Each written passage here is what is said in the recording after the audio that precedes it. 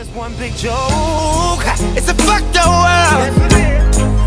Here we are in. I ain't going nowhere. What's going on, everybody, and welcome back to the Reason Reborn episode. God damn it. I don't even know what episode this is I'm doing. 29. Appreciate you guys for coming through, watching, as always. I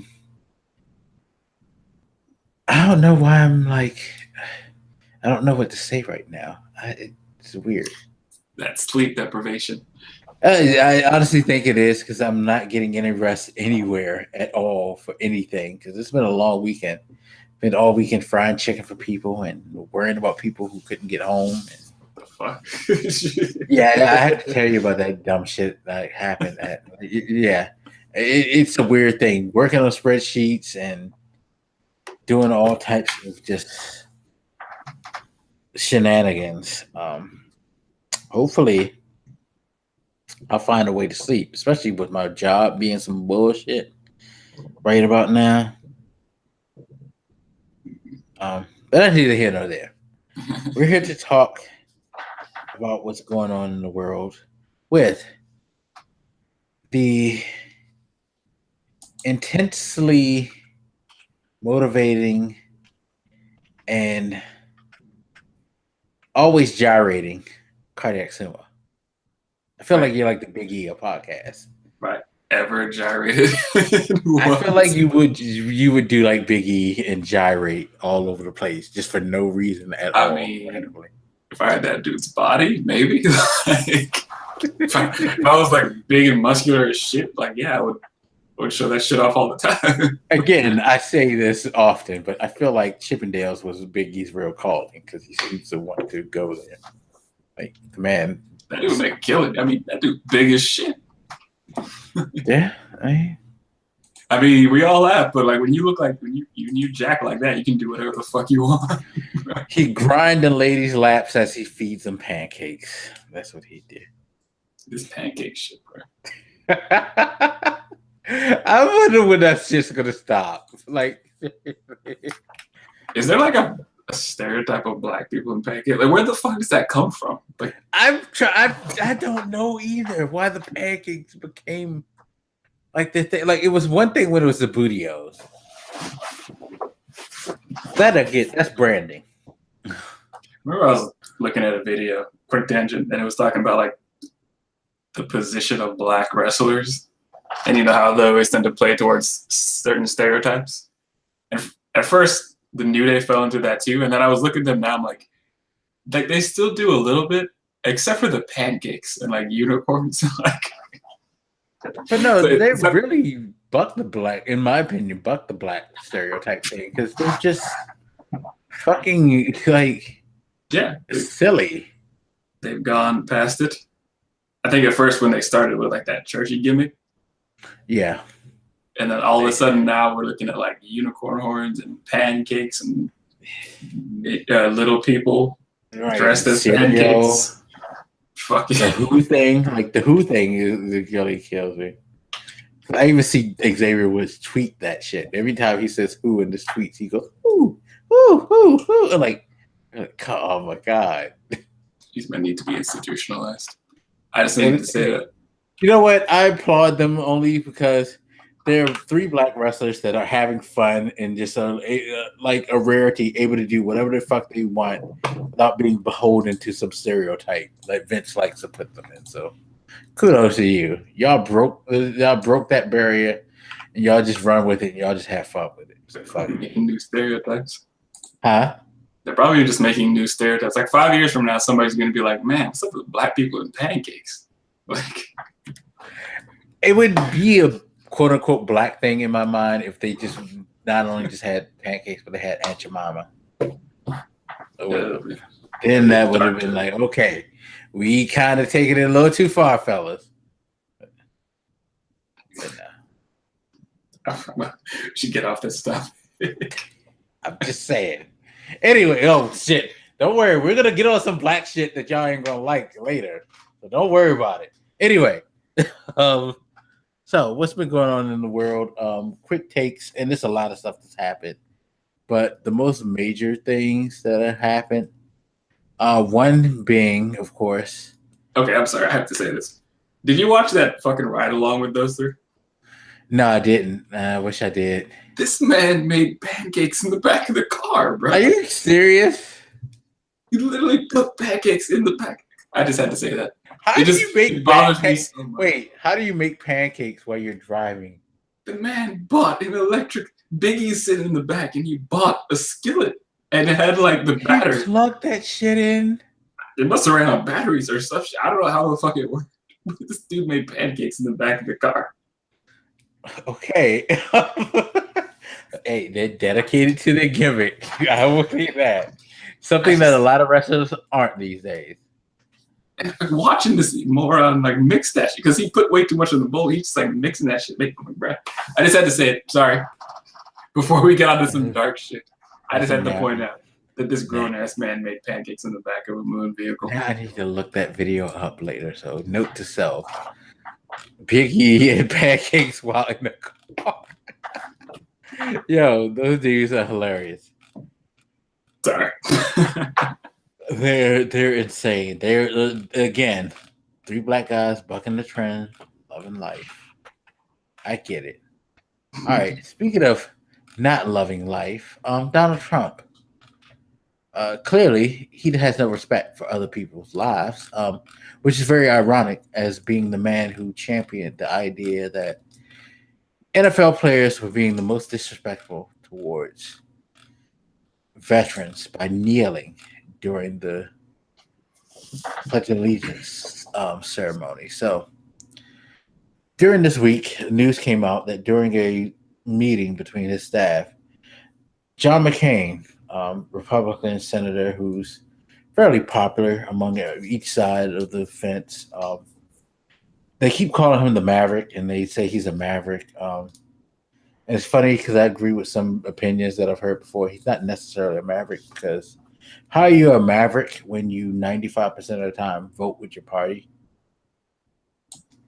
I don't know, but I mean, it's odd how people can get those reputations, right? Because just last episode we were talking about Giuliani being America's mayor when he's, right.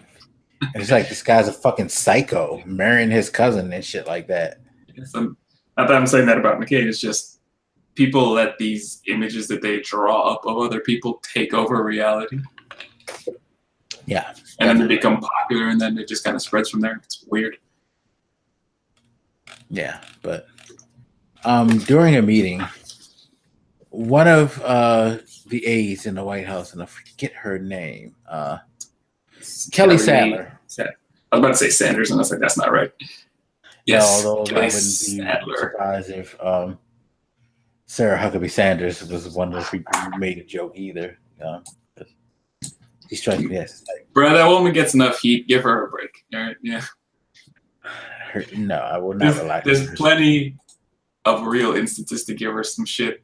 All right, touche.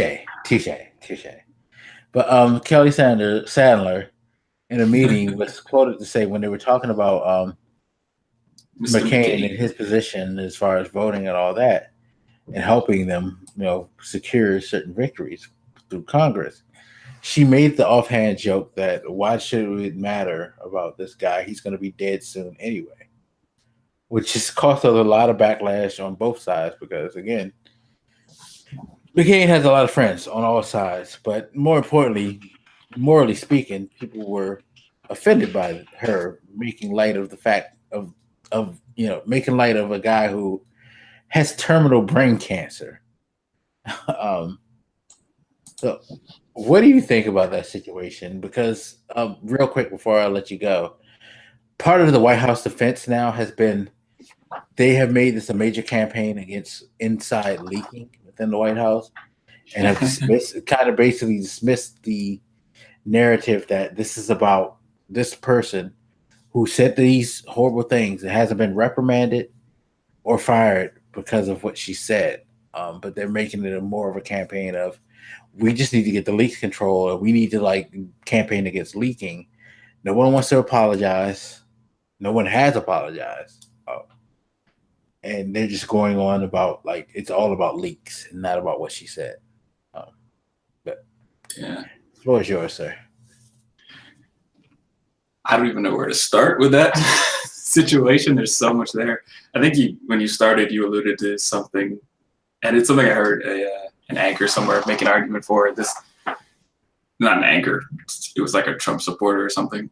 This idea that, you know, Trump supports the military. He cares about, you know, the army and all that stuff because he surrounds himself with them. I feel like that idea is an illusion. Like, I think he cares about the military in the sense of the image. Like, he likes being surrounded by them. That's the reason he wants to have that fucking parade, right? It's just this self-promoting image of him being surrounded by people in uniform that makes him feel good. I don't think he cares about the military in any patriotic sense. So I do wish people would be more careful when they make this claim that Trump gives a shit about the military, because that's just obviously not true. And you can see that in pretty much all of his actions. It's not like, you know, in this particular instance, he's not the one who said something about McCain, but like people keep pointing to, he said McCain wasn't a war hero because he got captured. I like people who didn't get captured. Something that should have been disqualifying for the presidency right fucking there, but let it slide. He said that shit about one of the Gold Star families. I can't remember what the event was. It might have been the State of the Union or something. No, I can't remember what event it was, but you know, he said that shit about like Gold Star families. He's not really that respectful toward the military in general. So I didn't want to put that out there, because I do feel like people get away with this idea that because he likes to surround himself with them, that he actually respects them. I think that's bullshit. On the human side, I mean, it's pretty fucking disgusting to make fun of somebody who's dying of brain cancer. I feel like people try to make it about the fact that, you know, he's a war hero or whatever. That's important. I shouldn't have just said whatever, dismissed it. It is important, but just as a decent human being, if somebody's dying of brain cancer, maybe you don't fucking make a joke about it. You know, they're still around, they're still battling it, they still have family that are going through it and may, you know, at some point in the future be going through a grieving process if that battle is lost. So just regular human decency toward anybody, war hero or not, should override any desire to make a joke like that. So shame on what's her face there? Kelly Sadler, not Sanders.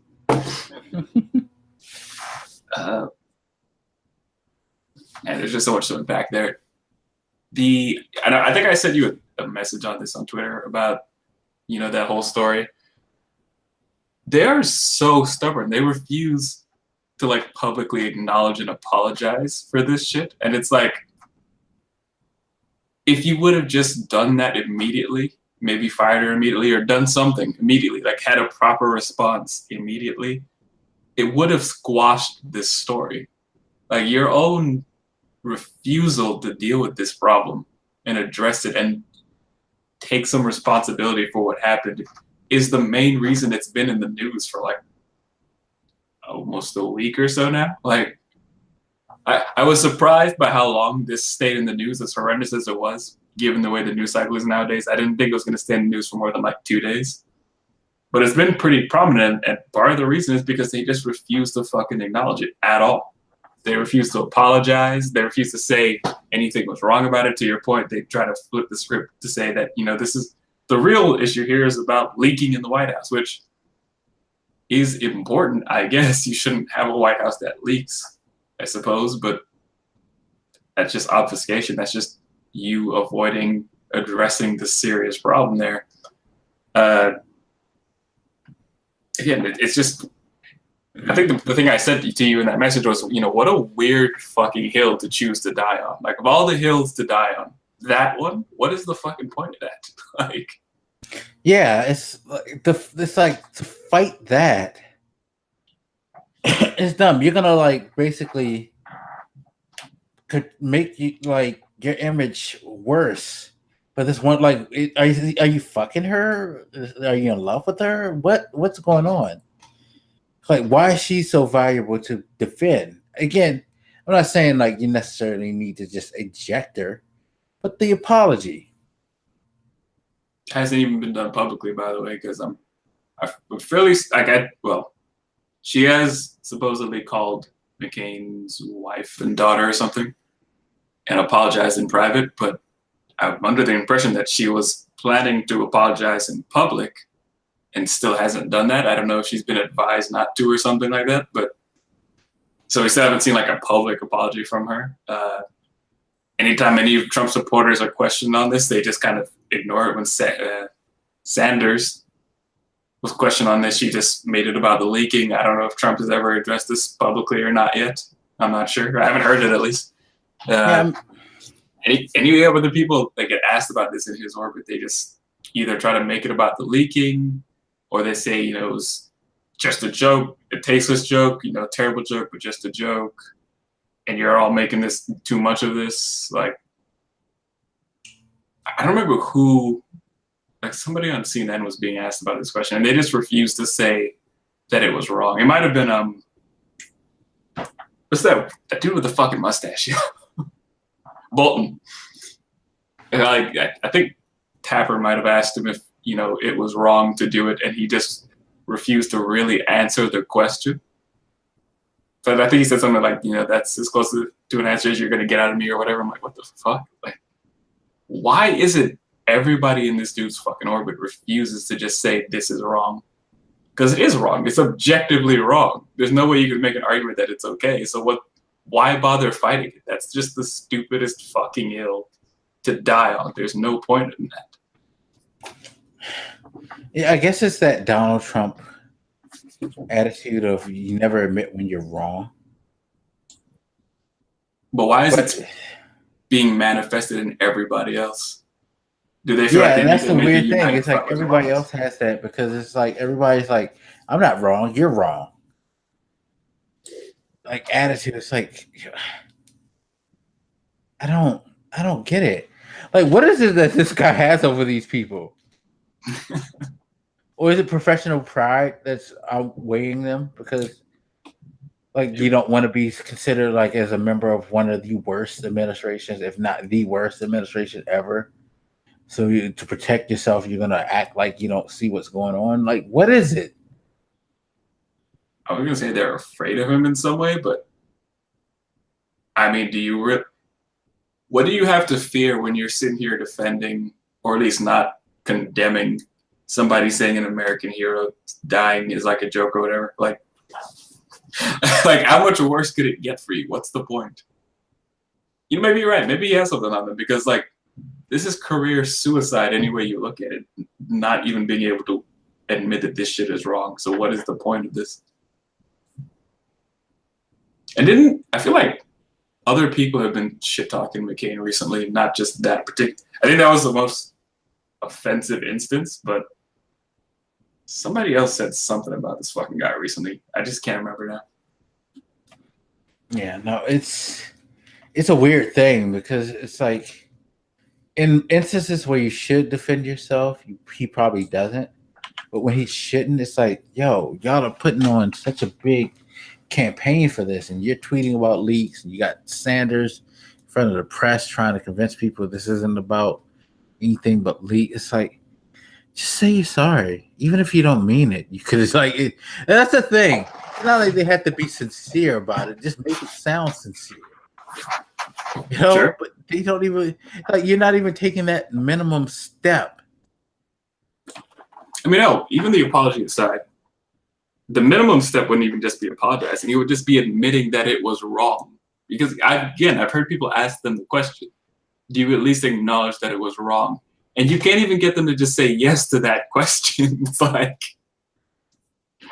not that they say no, it wasn't wrong. Like, they're not willing to say that it's okay either. They just kind of dance around responding to that question. It's, I don't know, again, it's the weirdest fucking hill to choose to die on. And, you know, a lot of people have been making the point that, you know, this is Trump's responsibility, essentially, because he has manifested this environment in which it's okay to do shit like that. But before I respond to that statement, like, what do you think about that idea that Trump's actions in the past and the way he conducts himself nowadays, or in general, the way he conducts himself, is the reason for this type of thing, that he's creating this environment in which doing shit like that is okay? Yeah, no, it's his behavior. His behavior does foster that. Because I gotta imagine it's worse in private. Like in public, he's trying to make himself look as good as possible. And being the type of person that he is, I don't think he tends to understand that like your personality is a joke, if not alarming to most people. But in private, I have to think that it's amped up more because then he can cut loose. He doesn't have to hold himself to, certain social standards and certain things that play nice in the media. And I'm pretty sure like he taps into like a lot of the people that he puts on the staff. He taps into people with the attitude, like John Kelly. I feel like John Kelly had been waiting for a Trump his whole life. Because that guy is fucking psychotic. It's Trump. Same thing with Mike Pence. You know what I mean? Somebody who they can adhere to because he'll allow them to go nuts the way he goes nuts. You know what I mean? I hadn't thought about it that much, but so yeah, I think a lot of them embrace that because especially people like Kushner, like Donald Trump Jr., like a lot of people who get maligned for their like Rice Priebus is a perfect example. Someone who had ideas that weren't agreeable with people, but he found someone like Trump who not only agrees with him, but behaves like him when it comes to that. It's like I can adhere to him and I can be loyal to this guy because, quote unquote, it's the he gets me theory. And I'm pretty sure most of Trump's closest confidants are people who he gets and they get him. I'm sure a lot of them will do just placate him and cater to him, like Sarah Huckabee Sanders. But I think at the same time, he tends to try to graft onto people who, at least he feels, know his quote unquote struggle. True enough. I'm sure the sense of hostility is also part of it because there at least have been thoughts that part of the reason this was leaked is to get back at, or to get at her, I guess. People say that, with all the leaking going on in the White House, sometimes it is because of just inner fighting between people in the staff. They're trying to gain an upper hand on other people. There's a lot of hostility, it seems, in the White House. They're not very unified behind their well-haired leader. So it causes a lot of that sort of thing. Yeah, I can imagine if you're living in a very hostile environment, you will tend to adapt and become hostile and disgusting. But I'm sure there's a lot of things that play there. But I think, as I was thinking about that story and watching it unfold further and further, it made me think back to when Trump had originally said that shit about McCain. What was the line? I like people who weren't captured. Yeah.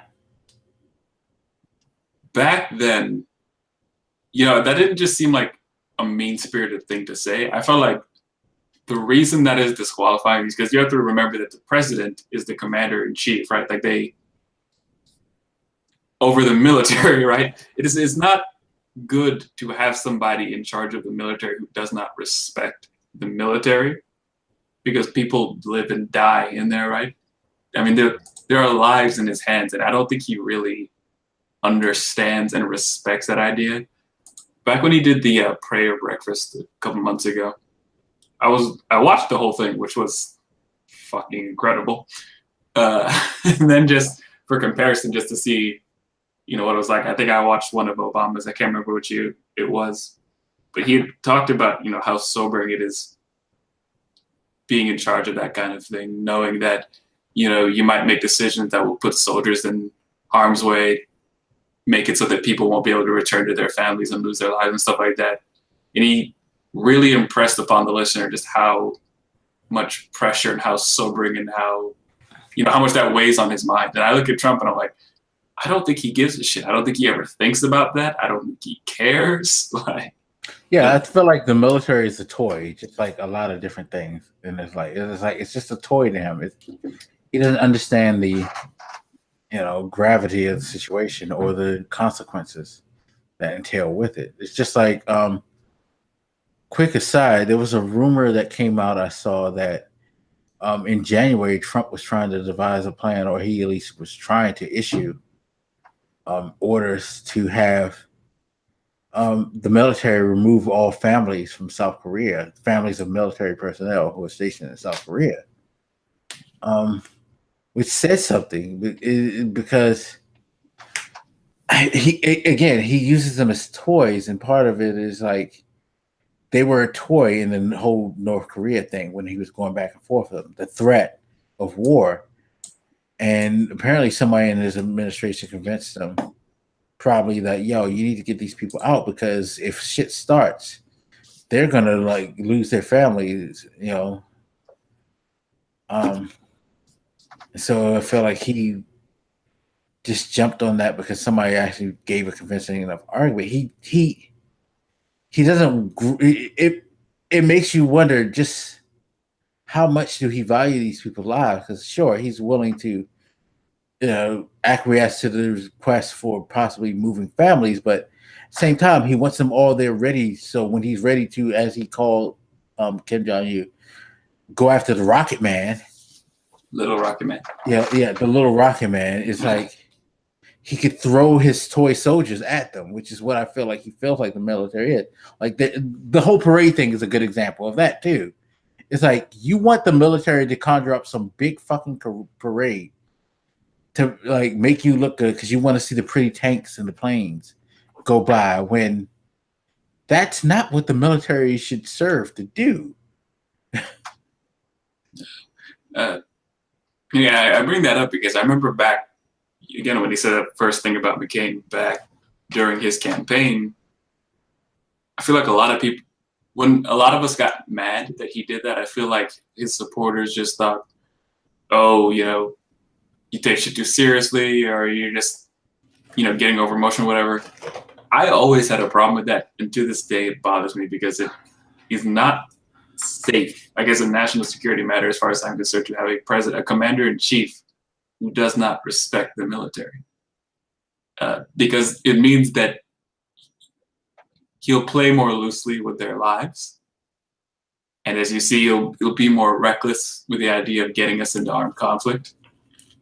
So I think, you know, people just listen to him say these words and just like dismiss them as just words. No, you can't have somebody in control of the most powerful military who does not appreciate the gravity of that situation. And I brought up that Obama prayer breakfast thing. If I happen to see it on YouTube again, I might give it a link or something, because it was, as you know, as much as I'm not into religion, it was still a very beautiful and moving speech. And it was one of the things I never thought about, like if I was the president one day or something like that. Yeah, you're commander in chief, and you might be looking out on people's faces who might not get to go home one day because of the decision you make. I mean, that's fucking crazy. And I just don't sense that it ever really crosses Trump's mind at all. So no, I think he's like most people who holler about how the American military needs to take action in certain issues don't necessarily think about it, if not understand the gravity of what that action would entail. Because, you know, I know like a lot of people like romanticize the whole I die for my country or in the line of duty thing, but that's not a necessarily beautiful thing. I'm like, look, not the I desire. respect people who willingly go into the military and want to sacrifice that type of stuff. I do. But I don't think that that's something that we should, you know, romanticize and gloss over the fact that, yo, you're about to tell somebody's child, somebody's husband, somebody's wife, somebody's father, uncle, what have you, to go and risk themselves, especially in certain situations. It's just like when they sent all those troops to Iraq. I remember during Desert Storm and stuff like that. And they sent over the occupation troops. And it was like, you know, my aunt was one of the people who went over during Desert Storm as a medical, you know, as one part of the medic team. And it's like, that sucks that she's going over there to save lives, and my aunt could lose her fucking life. And my uncle could lose the love of his life simply because what? You know, I understand that Saddam was a bad person and stuff like that, but Just because the president thought that this would rate high in opinion polls, or this would deflect some of the image that he has around, some of the things he's doing financially with the country and stuff like that. It's like, when you look back at Desert Storm, yeah, Saddam was a bad guy who did bad things. But if your father didn't go through the motions of getting rid of this guy immediately the first time, what makes you think that this was just that great of an idea? And we've seen it took years to stabilize Iraq to a point where we possibly can at least lessen, if not move out. And it's the same thing with these other things that he keeps throwing the military in. It's like, you don't necessarily want a war with Korea. It's not going to be a short-term thing. You don't want to continually try to send forces to Syria and Afghanistan and all these other places, because it ain't going to be a temporarily I flex my muscle and they behave type of situation. Deep consequences, and there's not just with the emotional thing, the life aspect, but financially, politically down the road, which he has no grasp of. Yeah, sure. I mean, our global political standing can be damaged with that type of shit. Speaking of global political standing be damaging, Israel. So the U.S. Embassy opened over the last couple of days in Jerusalem.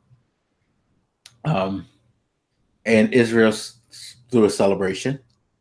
And of course, Palestinians aren't happy about it because that city is just as sacred to them as it is to Israel. But the United States already made I wouldn't say the United States, but Donald Trump made the dumb move of recognizing Jerusalem as the capital of Israel.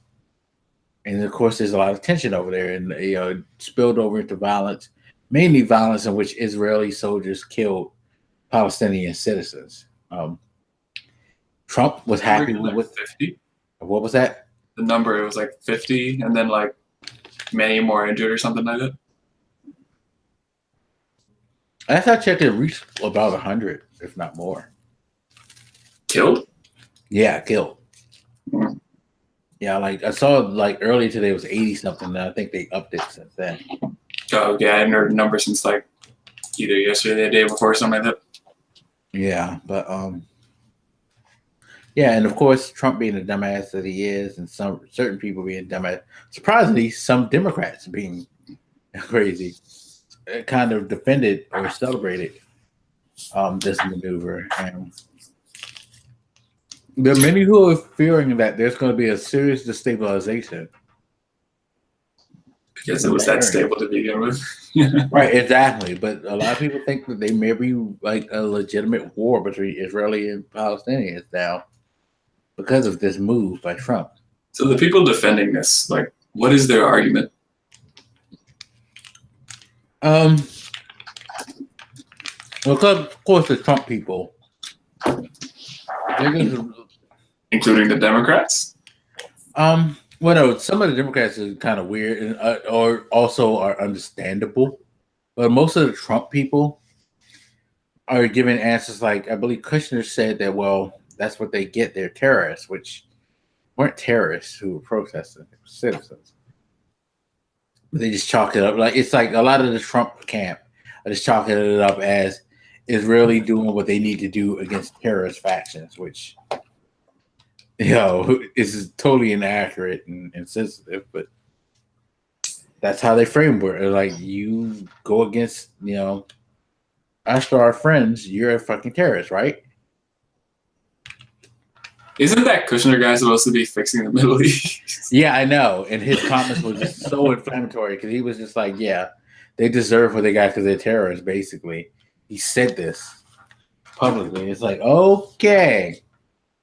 That's good for Middle East relationships. Cool. You know where you stand. But there's been some Democratic support, and it's mainly because of religion, which I know you would love to know.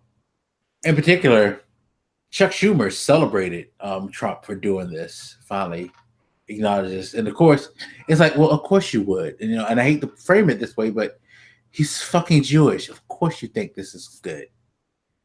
Because you're not thinking beyond what most people like Israel, most Israelis are. You're not thinking beyond your religious beliefs as to why this is cool. Was his argument a religious one? Like, what did he say? No, he just basically congratulated Trump for making such an impactful move and giving Israel what they deserve, which, yeah, on open terms, you may not want to make the judgment, but I'm making that judgment because a lot of the support has come from Jewish members of the faith. Yeah, so like when you said that, like, it was my first thought that the only reason non-Trump supporters, and even Trump supporters, some of them too, might support that sort of thing would be because of religious issues. But I hadn't heard their arguments, and I didn't want to start off with that assumption, so I didn't want to. Yeah, no, none of them necessarily made that argument, but it's like everybody feels like, yes, this is Israel's city, which, again, most of the opinions that I've heard who said that have been Jewish. So it's like, I could put 1 and 1 together and get 2. Sure. It's a fair assumption. I mean, like I said, I was going to make the same assumption. I just wanted to make a room for myself to be corrected, I suppose. Which, I mean, like you said, I love the religion stuff. It is extremely concerning. Yeah, and also there have been Christians who said that, but let's, again, 1 and 1 makes 2. Christians and Jews tend to get along a lot better than other religions do with Muslims. Which I was going to say, there's animus toward Islam. You can argue about how deserved that animus is, I guess, if you wish to, but there is one. It's, at least in America, the Christian thing is generally okay, obviously, as far as Judaism is concerned.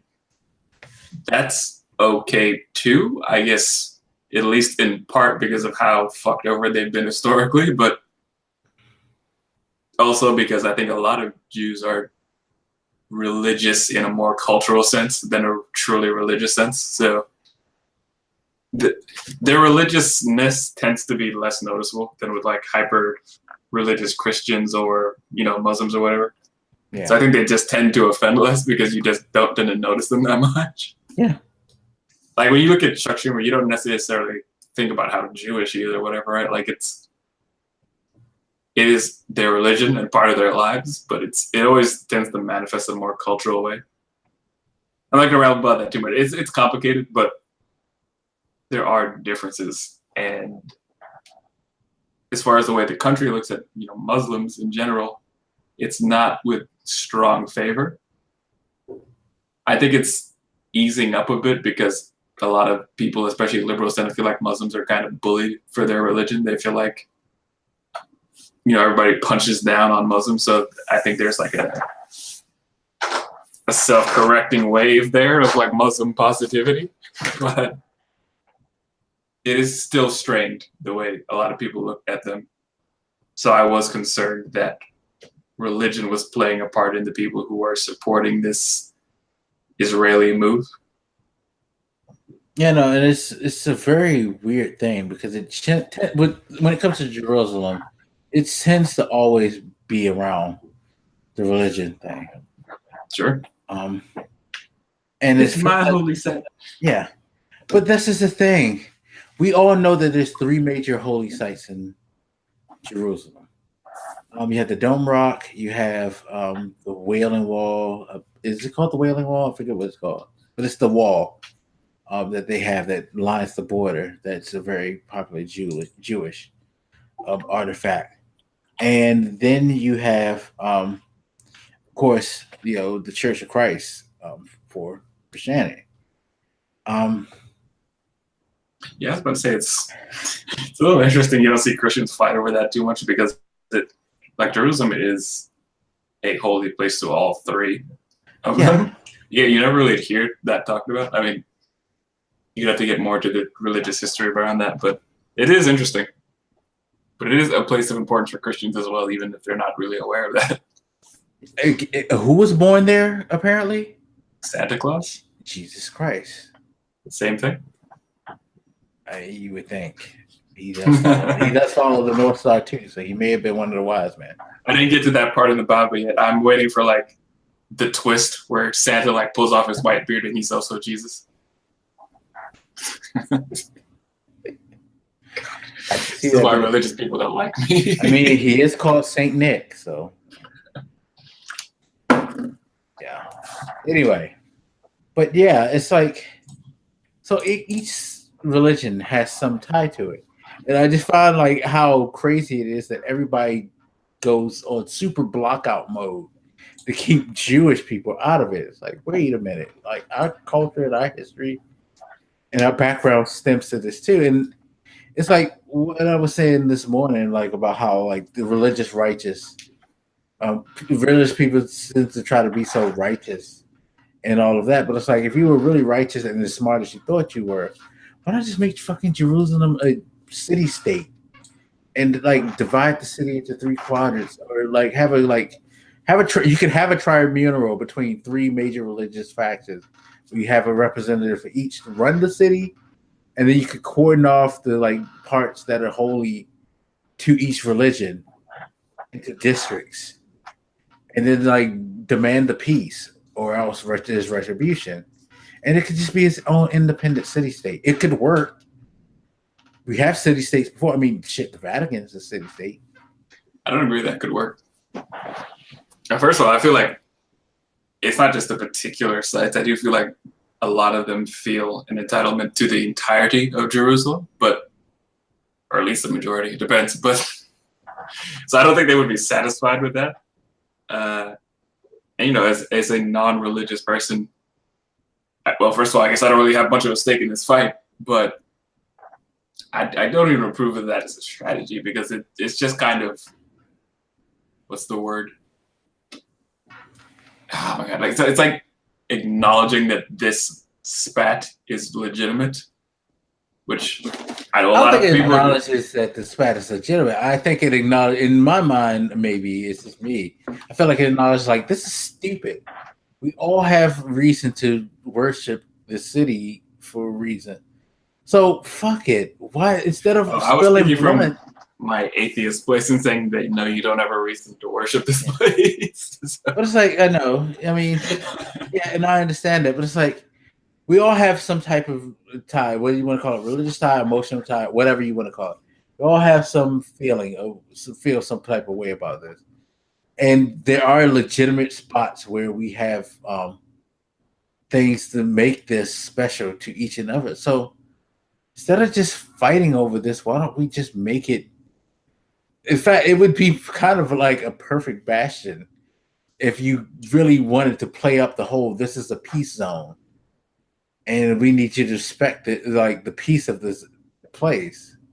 But why would you want to do that? I mean, if you go back, you know, to the early history of when these religions started to sprout up, there was always warring between them, because, I mean, this notion about like religious peace is fairly recent in human history. It's not like they were always striving for that type of thing. Like, but no, I think it's just recent, because everybody forgets about the Crusades. Don't forget how fucked up Christianity was when it came to that area. We all like tend to forget that shit about Charlemagne and his like fucking. No, I'm talking about the idea of like peaceful coexistence between people of different religions. That concept is fairly new. Like, I feel like, especially in America, so many people are just so used to this idea that, well, you know, my religion is mine, yours is yours, we can get along.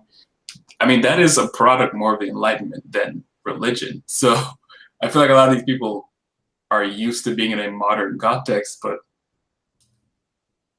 peaceful coexistence between religions is not typical in history. So I don't know, maybe it could work. I'm not pooping on the idea that much.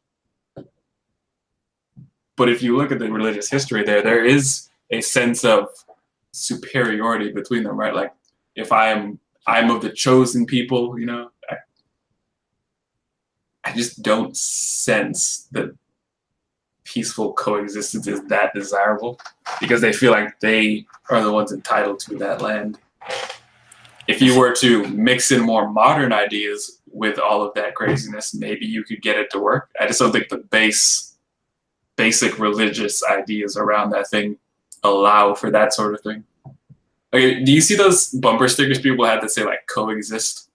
And they're like, all the letters represent like a different religion? No, I don't think I've seen that. Yeah, maybe it's just like a Florida thing. Like I always see them, they're like, it spells out the word coexist. Thing. And then like each one of the letters like represents like a different religion or something. And I was like, man, every time I see that, I think the main reason you guys feel that way is because you're too far removed from your religions. Like, there's a lot of people who say they're Christian or Muslim or Jewish. Not really in a lot of those cases. Like, you know, they've never read the Bible. They don't go to church that much. They don't really believe. They believe in like something pretty vague, like some vague spiritualism or something, but they don't really follow religious teachings that closely. So it's easy for them to embrace this idea of peaceful coexistence because they're not that tied to any religious law anyway. Like you don't hear many Muslims talk that much about Sharia law, and at least in America or anything. You don't hear Jewish people harkening back to Old Testament law or anything like that. It just doesn't happen because most people are just not that committed to any real ideas in their religion. True. It's just, I mean, even if it's not the whole city state thing, there is a form and a like answer for them to I think so. And again, it's like, as somebody with no religious ties, from my perspective, it looks like the epitome of silliness. I know some people would, you know, fight back on me with that and mention that it's not just a religious issue; it's also, you know, an socioeconomic issue. There's lots of a history of violence between these groups exacerbating that. So I do recognize that it's not just religious, but I'm not going to ignore that there is a serious religious aspect to it. Yeah, it's crazy. You know, it sucks. Like the killings that went on, they just don't even justify that shit. But y'all gotta justify that shit. I mean, this goes to Trump too. Like, so America has been touting itself for like a long time now as this disinterested third party, this peaceful arbiter between those two, essentially two, I guess, groups. And then Trump hits the scene and he just doesn't give a fuck. He immediately pretty much sided with Israel on this type of shit from the get-go.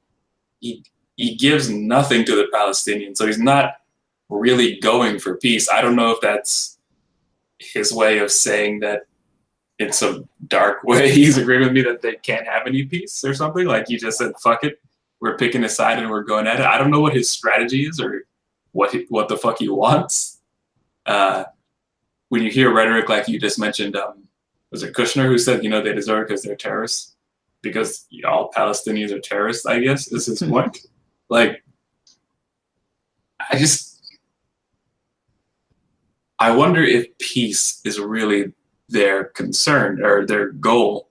I wonder when they think of the Palestinians, what do they think of? Do they think of like people, or do they just think terrorists and we're siding with the not terrorists and, you know, the Jewish people with Israel? Jews aren't terrorists, so we're going with them. It's like, is that what they're thinking? Because I mean, the Middle East situation is fairly complicated. I know some people have a tendency to just kind of side with Israel, especially if they're Jewish, but like, not that simple. It's not like Israel is a perfect actor by any stretch of the imagination. So right, no, Israel has done some horrible shit, but I know some people don't want to hear me say that, but I'm sorry, they're not safe. Yeah, and now it's a really, really mind-blowing situation. Netanyahu feels like a movie villain.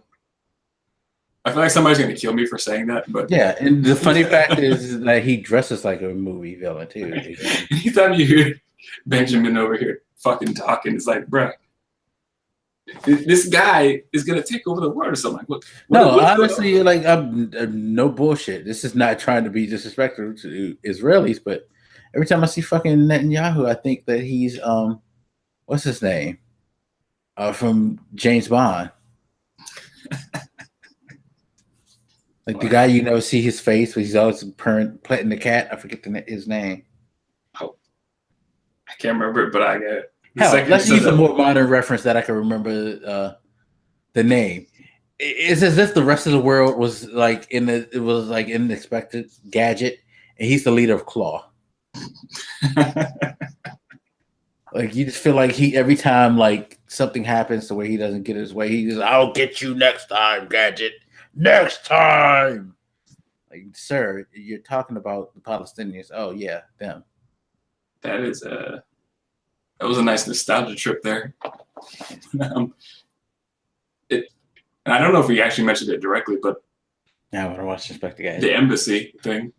No, I guess that was what spurred the conversation, is that they opened up this embassy and Kushner was talking that shit, and Ivanka was there looking all Ivanka-y. Looking like the woman whose father wants to fuck her. Yeah, no. I mean, she's attractive. Yeah, but that's not the type of daddy dick that she's looking for at night, okay? Made my skin crawl when you said that. I don't know, but first of all, I wasn't even aware that she was still alive because we haven't seen this fucking. Yo, her, Kushner, especially with Kushner, they said Kushner made comments. I was like, wait, he still got a job? He's got a voice. He can talk. I thought he was just like. Did she say anything? I think so, but I try not to listen to them.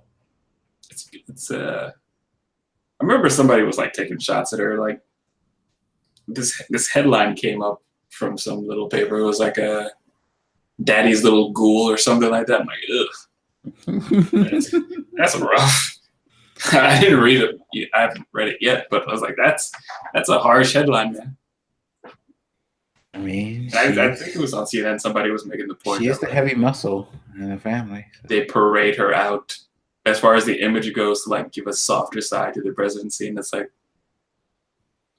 but it's not like we like her that much either. So, I mean, as an image thing, I guess she's attractive. She's not saying a bunch of psychotic shit, but she's not well liked. So, I don't know that strategy makes any sense. Yeah, I'm sure. What's that woman's name? Melania is more liked than Ivanka. If you were to like do a poll. Oh, I guarantee you she beats the brakes off her. Speaking of Melania, get well soon. Hope you recover.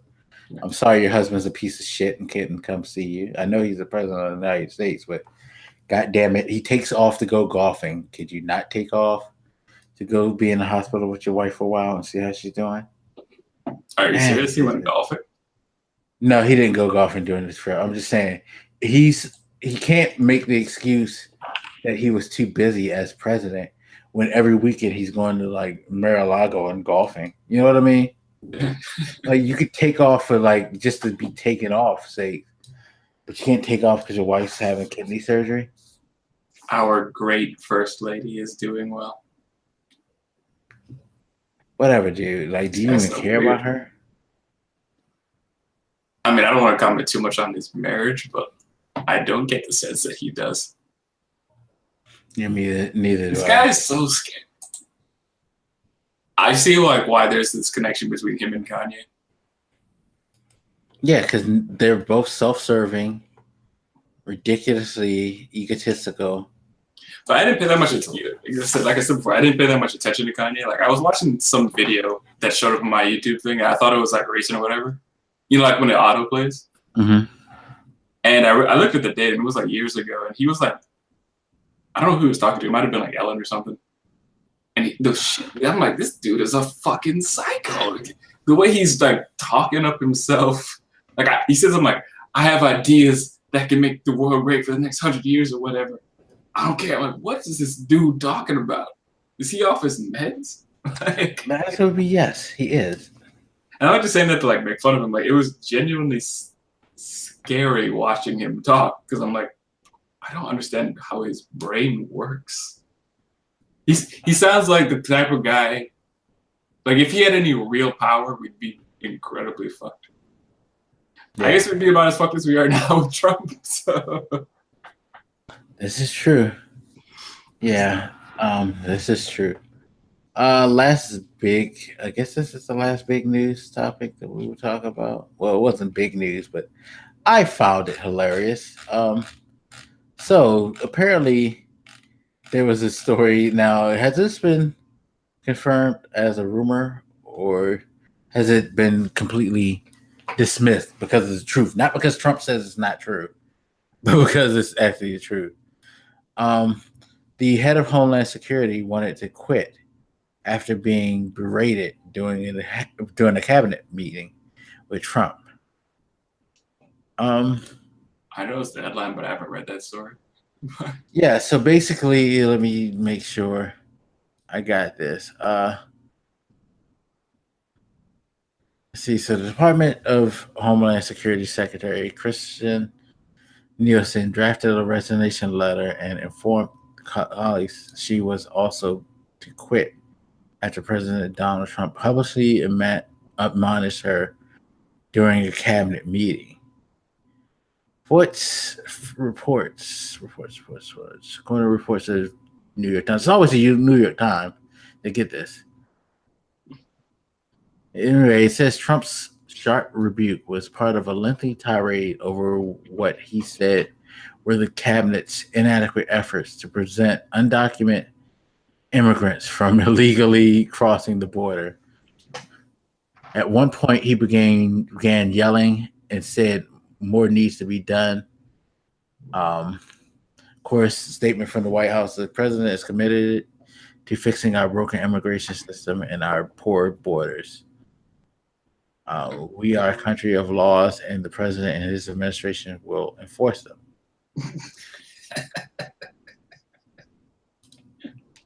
We're a country of laws now. Yeah. That's great. That's some good shit. This fucking thing with him and this border.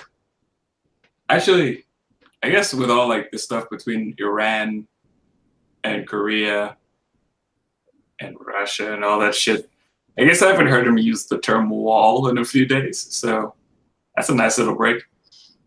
But this fucking idea that he has that, immigration is out of control.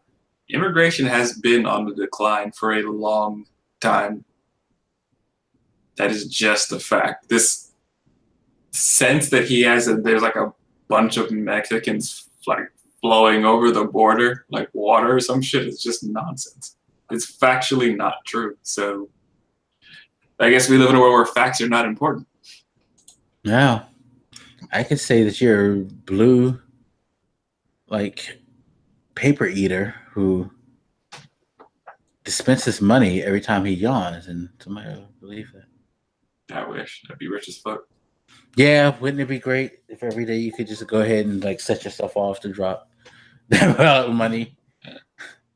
So I would say, like, because of the McCain thing, I think most people fail to notice one of the few things Trump should actually be bragging about is this idea that he brought back 3 people from North Korea. Yeah, and then he does a TV spot where he promotes himself. God damn it, dude. And then he said, like, Un treated them well. He said something crazy like, they were treated well over there. I'm like, are you out of your fucking mind? They were being held captive. What are you talking about? This guy is out of control, Because he said, like, Kim Jong-un treated them very well or something like that. I don't remember if you, like, watched him say that shit. Yes, it was disgusting. Speaking of Kim Jong-un, though, apparently part of the negotiations are in jeopardy because of certain things that I guess Trump didn't rewind. The article I saw wasn't specific, but basically Donald Trump made an endorsement a few days ago for a government-owned cell phone company in China that had been rejected, I believe, twice. Twice that they rejected to give them the license, which I'm now staring at on my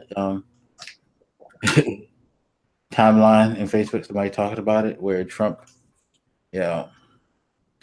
is apparently working on negotiations to get $300 billion in support for a new program that China is running. And a lot of people are saying part of this is because he has a deal going down with one of his properties that involves the Chinese government.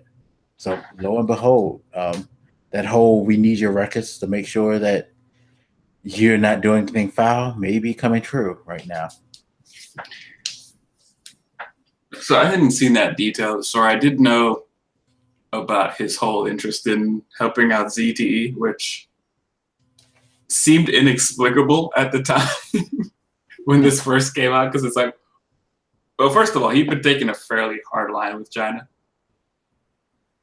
I guess it depends on the day, because other times he was like talking really good about the president or whatever, but in general, he was taking a hard line. You know, just a couple months ago, we had those tariffs, that whole debacle. And then all of a sudden, he's just like, we gotta save jobs in China. And when I saw that shit, I'm like, what the fuck just happened? Did somebody come and give him a hand job or something? Like, what just happened? And now that you say, you know, that he has a business interest there, I guess it makes more sense than just the random. I feel bad for saying this, but I guess when I saw that, I just kind of chalked it up to Trump as a maniac and his mind just changes all the time. It just didn't really occur to me that he had like any actual incentives here. I don't get his motivation for most of his stuff. It's sad and it's arresting, because those of us who, I won't say understand, but to get what he's doing and wants to know, I feel like he's just a distraction at this point, to be quite honest. I don't know. By the way, the barbecue in Oakland, what are your thoughts of that? And all these different things where, oh, you didn't hear about that? Well, it basically ties into these like different instances in the last 2 weeks where that lady who we've had, where a white person has called the police on a black person or a group of black people who are doing regular Monday things, not bothering anybody, but apparently she felt like she's going to be stabbed because there were black people around. And then one couldn't barbecue because they, she claims it was just about a piece of charcoal. I did see that video. She was claiming like you're not allowed to use charcoal grills there or whatever. I guess, as opposed to gas grills. I don't know what her deal was. She was acting like a total psycho. Most of them do. I mean, I wasn't thinking too much about it. I mean, the police, I believe they came. It's just like that one girl, the one set of women who were putting their luggage in the car, and the neighbor called the cops on them. You heard about her reasoning, right? I didn't hear her reasoning. I heard that happened. Yeah, she gave a response, and they asked her, "What made you do that?" She was like, "Well, I waved at them, and they didn't wave back, so I called the police." Oh, I'd seen that, but I assumed that was sarcasm. No, it was not. So I remember somebody referencing that, and I just assumed they were fucking around. I didn't really take that was her official statement. All right. So I feel like the police should charge her on something, because that's clearly an abuse of the police. We can't have the police wasting time with shit like that.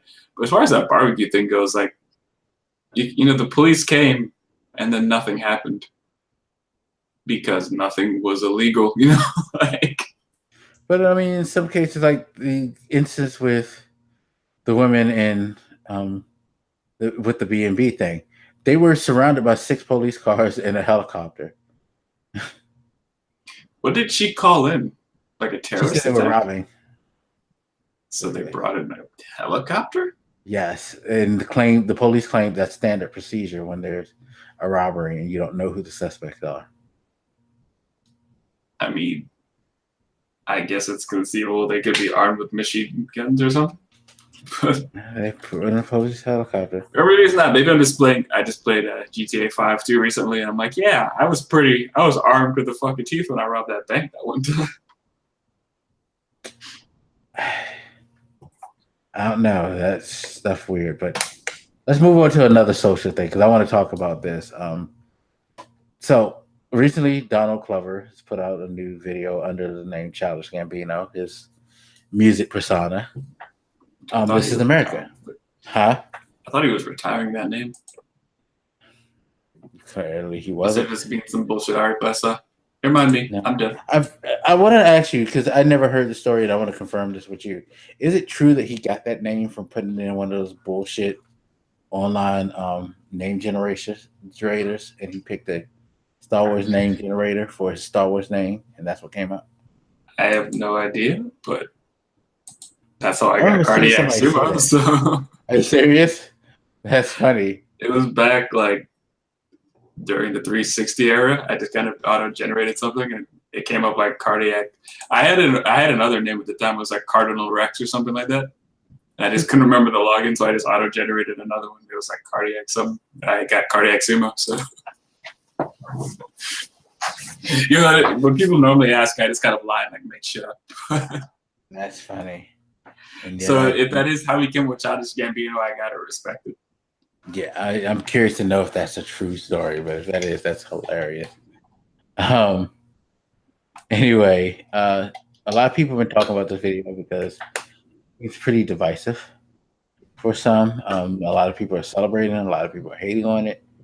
And of course, it sparked other conversations. Like after an interview, he spoke with I don't know if it was a magazine or just a website where he's been catching flack for the fact of his reasoning for not dating or not being married to a black woman, which I don't know why he needed to explain himself. But all right, good job, America. That's what you do.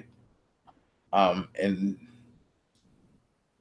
I just want to know what's your thoughts first on the video and the song, as just the video and song themselves first, because I've been having kind of a debate with myself about certain things that I don't want to share with others because I know I get laser for. But shit, this is our podcast. Whatever the fuck we want on here, right? Yeah. I guess first thing, I'm jealous of this motherfucker's beard and hair. You have an obsession with hair and beards. I was like one of those, like a short clip of that video had come up as I was scrolling by, and it's like that shot where it's like coming in from behind him. He's like doing that dance, and then he goes ah, and I'm like, this dude's hair is fucking.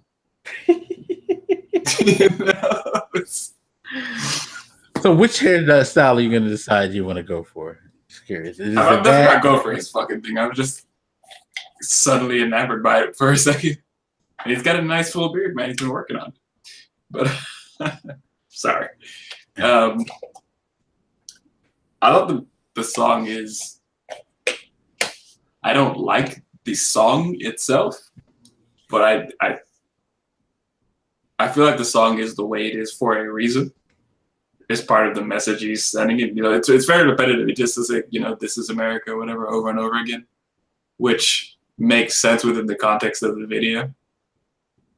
So I think it delivers his purpose, just like as a song that I would like listen to without the video. Like you wouldn't catch me like bumping that shit in the car. You know what I mean? Oh, yeah. I'm glad you said that because I feel the same. Because I've asked some people that, and one person responded like they thought the song was kind of dope after listening to it a couple of times. And part of that, I think they kind of admitted a little bit, was because of how the video heightens the song. Because that's how I feel. I feel like the song is it's all right. I wouldn't even say it's all right. Without the video, I would say that song is not a song. I would say it's absolutely. Well, and the only reason I say all right because I tend to like, if you don't catch me lyrically, at least I can acknowledge the beat's cool. I say the beat is all right. The lyrics are just like not. And that's really where the all right factor comes, because it's like the beat is all right. Yeah.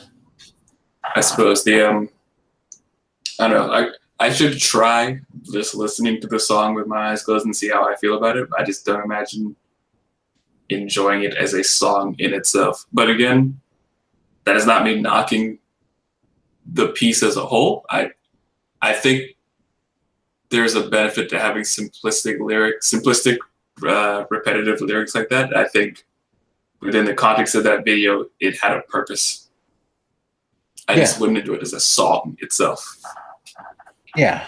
Before anybody like comes and like stabs me in the throat. So I mean, you can try, but at the end of the day, you stop playing, because I feel like a lot of people love the song because they love the video, and I feel like that's just wrong. And you know, I want to know how you really feel about the song, but that's neither here nor there. Yeah, I get the like imagery that he was putting out there to show how bullshit America is and how they always want you to follow the dancing clown and not what's really going on. And that made the lyrics perfect, because all while he's doing all this crazy shit, just keep saying, "This is America," paying attention to this instead of what's going on in the background. Again, in the context of the video, those lyrics are fine. They work. Yeah, no, I agree, but it's just like the song's not good. Really, they're gonna take your black card. Clearly, because it's like that song's not there, and it's #1 on the charts, and that even further makes me think that like the power of the video is what's pushing it. It's #1 on the charts for being a song. It's #1 Billboard, sir. I need to know what their criteria is. There's no way that deserves to be #1. Yes, I know. The song, I would absolutely stand against that. And this is coming from somebody who likes Donald Glover, so that's Childish Gambino. I mean, I like his music, his acting is good. I wish he would do more comedy shows, because I liked, I can't remember the name of his show, like Psycho or some shit like that. It was a stand-up special he did. I like all the shit this dude does, but I would not put that song up for any kind of award of any kind, ever. Yeah, it's like that's coming from somebody who appreciates. Go ahead. No, I'm just saying that's coming from somebody who even liked the video itself. Like, yeah, no, it's like he dropped the song in Redbone that a lot of people really, really like. Well, what's the name of that other song that he dropped before that was really good, where he was like in a diner and the girl was on another place? I forget the name of that song. Sober? Yeah, that may be it. I have to remember, look it up and remember. But yeah, he puts out good music. This is like, out of all the times that you guys want to finally acknowledge this guy for his music, and this is it. Like, I feel like you kind of missed certain opportunities here. It feels disingenuous. Like, I'm not a big music fan, but I do appreciate, you know, an intricate rhythm, strong lyrics. You know, anything that makes like a song like technically sound. And as a song, it doesn't deserve any kind of reward. Not in itself, no way. But you know it's gonna get awarded, right?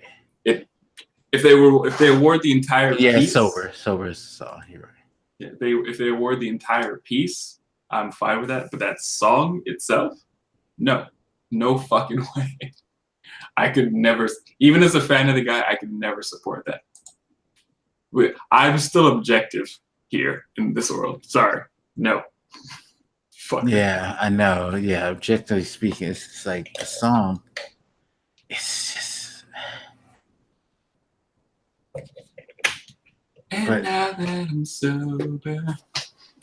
Yeah, no, he's done much better music in other areas. Like, no, this song is just. I like some of the shit he gets ripped for too, because I remember when he, like earlier when he was rapping, it was more like of a rap thing, and then he started moving into this like, I don't know how to categorize it, like a different zone, and it took me a second to adjust to that, but I like that shit too. Like, those songs are good. And honestly, I feel like This Is America also is making fun of like modern rap too. It's a way with the repetitive tone and the way the beat goes. Because you could say that it's probably a trap beat, but at the same time, it's like it does what most trap songs do, which is all y'all doing is repeating the same catchphrases and lines. Which is why I would never put any of those songs up for awards either. Right. I feel, and the fact that this song has made it like, which I feel is partially a mockery of that music. For those people that I know who like that stuff, who also like trap music, I feel like y'all don't realize that he might be fucking with you. He might just be fucking with you too. Not just the idea of like the whole like diverting your attention thing that America does, but also like, hey, maybe some of us don't see this shit happening because we're so enamored by shit that is brain dead, including trap music in some cases. I hate to sound like the proverbial old man with that, but there are a lot of trap artists who don't really do nothing. But Designer would be a good example. I'm 25, right? That music is objectively garbage. Yeah. And I hate saying that because, like, I do feel like this happens with every generation where they think that the generation before is just out of touch morons and the generation after is just stupid. That music is just not technically sound. The lyrics are not there. The beats are okay sometimes. Sometimes they're even good. But when I say the lyrics aren't there, I mean, like, I don't mean like the lyrics aren't good. I mean, literally there aren't lyrics. Like, yeah, exactly. There's a few words that get repeated and then like sound effects like, I don't even know how to do that thing fucking Designer does. But it's not even a word. It's a sound effect that he does with his mouth.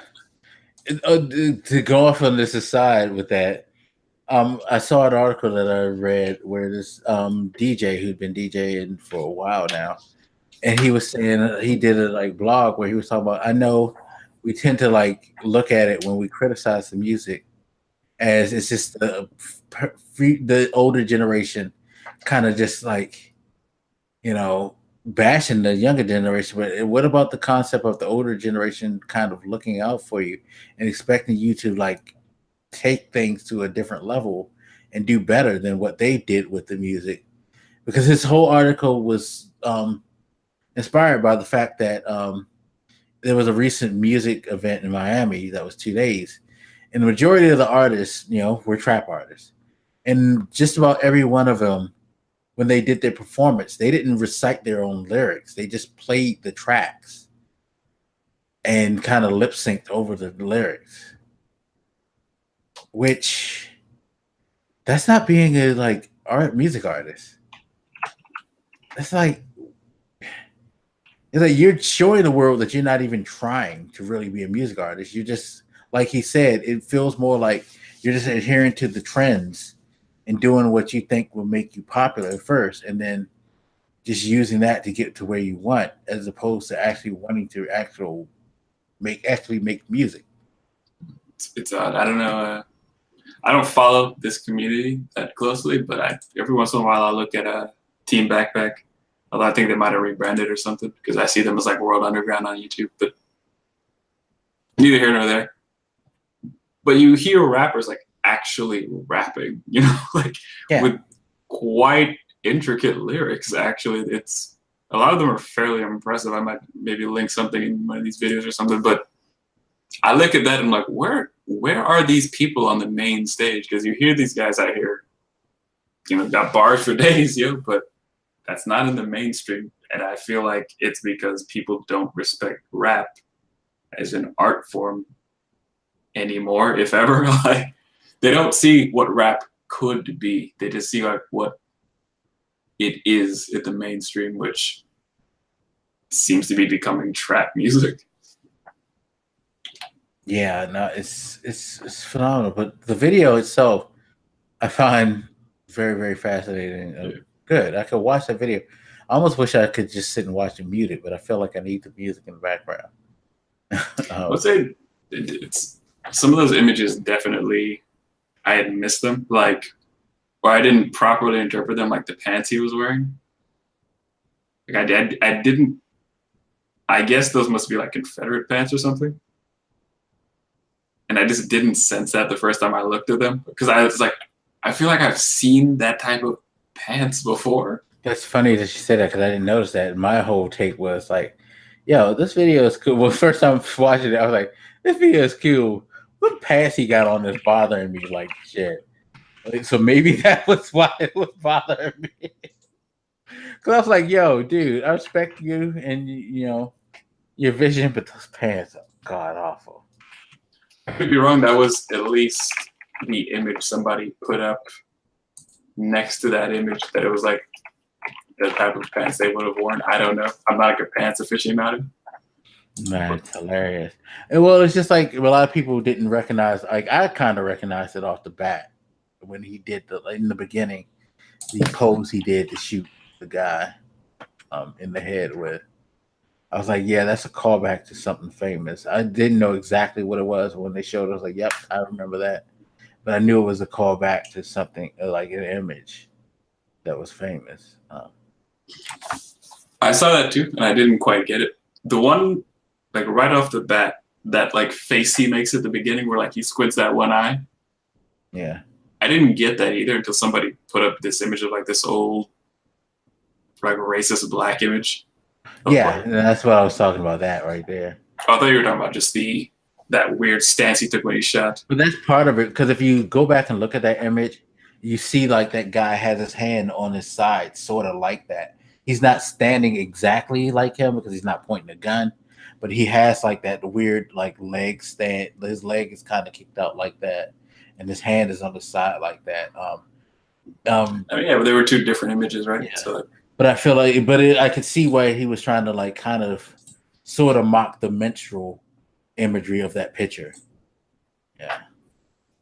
It is odd because I did recognize both the facial expression he did and then the that stance afterwards, but I didn't recognize them immediately. I knew I had seen them, which is odd because they're not around anymore. But yeah, no, it's not something that you're gonna see a lot of unless you're in a historic setting, probably. But yeah, I thought like I got all of like that, or at least that's my interpretation kind of mirrored what I believe he was going for and all that.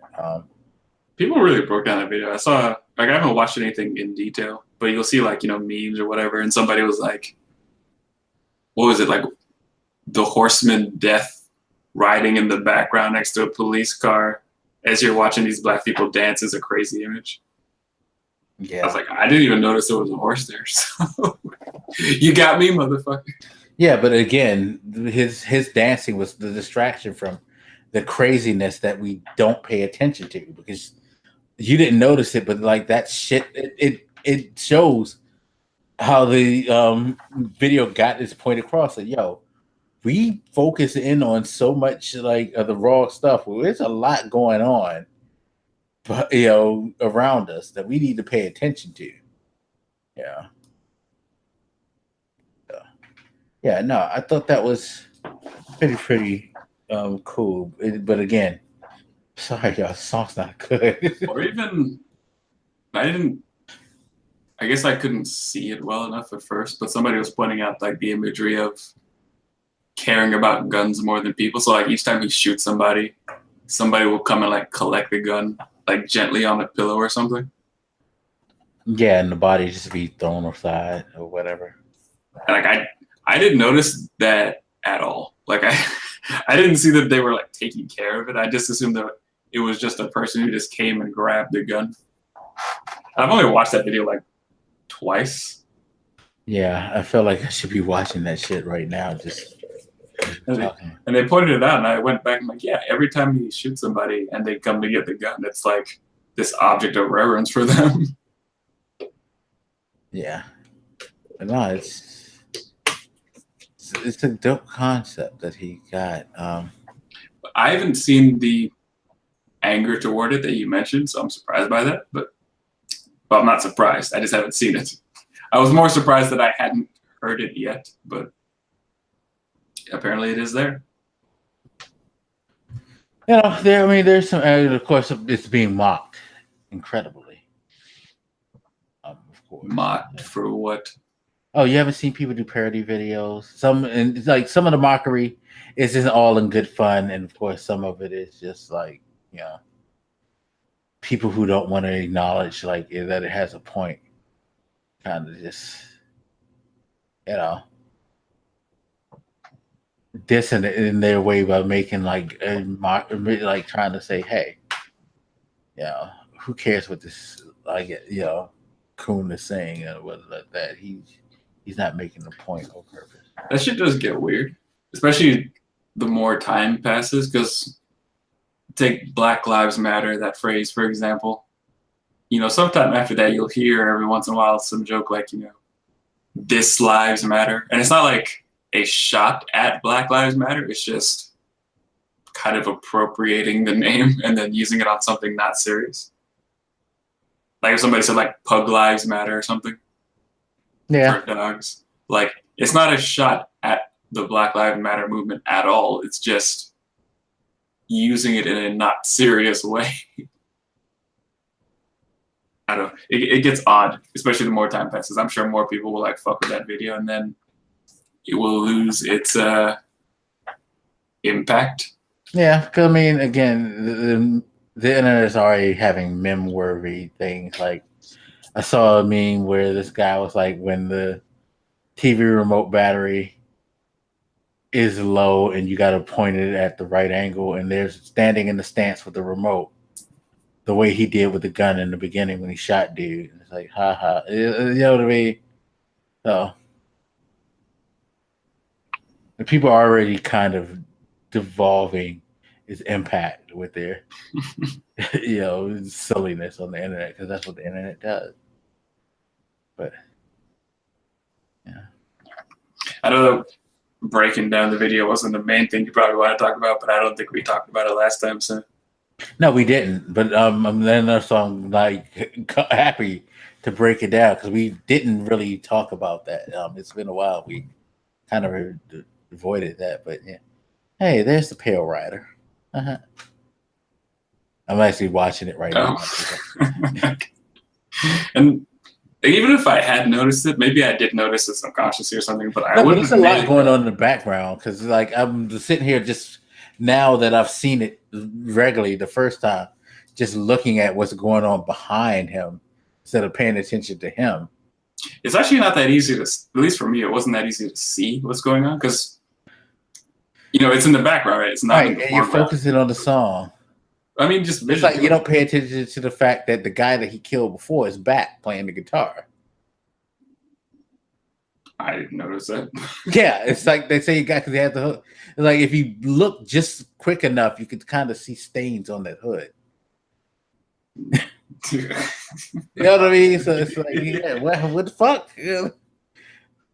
But I mean, just visually, like, because you have actors in the foreground, the background is naturally kind of blurry. It's just harder to see. And they're blocked by the dancers, obviously, so I don't know. It's difficult, which I'm sure lends itself to the point, but nah. Yeah. What the fuck are those things like the dancers around him are wearing? Those like school uniform things? Yeah, that's the thing. It looks like African school thing. So is he trying to make a point about like African school uniforms? It look like. I was sure, because it certainly reminded me of like the type of shit I would see when I go to Jamaica. Like, is this like a nod to like? I don't know. It certainly wasn't by chance or anything that they're all wearing that shit, but I didn't quite register it, and I hadn't seen that type of clothing outside of Jamaica, so I wasn't sure like if it was something different in America or if they do it in other countries, or maybe they do it here. I've never seen that type of clothing anywhere else. Maybe it's an old school thing though, because I'm trying to think. Maybe it like goes back to say like segregation days, because you know, uniforms, it may be style of uniforms that they wore back then. Could be. Yeah. I'm curious, but I feel like I don't want to do research on this fucking video. But yeah, you're right. Every time he like drops the gun, somebody carries it in a like satin pillow or towel. That's hilarious. Which is, I mean, true. There is at least in some portion of the American country here, there is an almost sexual appreciation for guns. Yeah, no, people who they worship like going for the people who appreciate guns. They worship the fact that they can have guns. They treat it like it's the best thing in the world.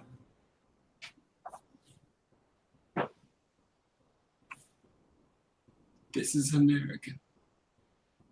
What does he say after "This is America"? I don't know.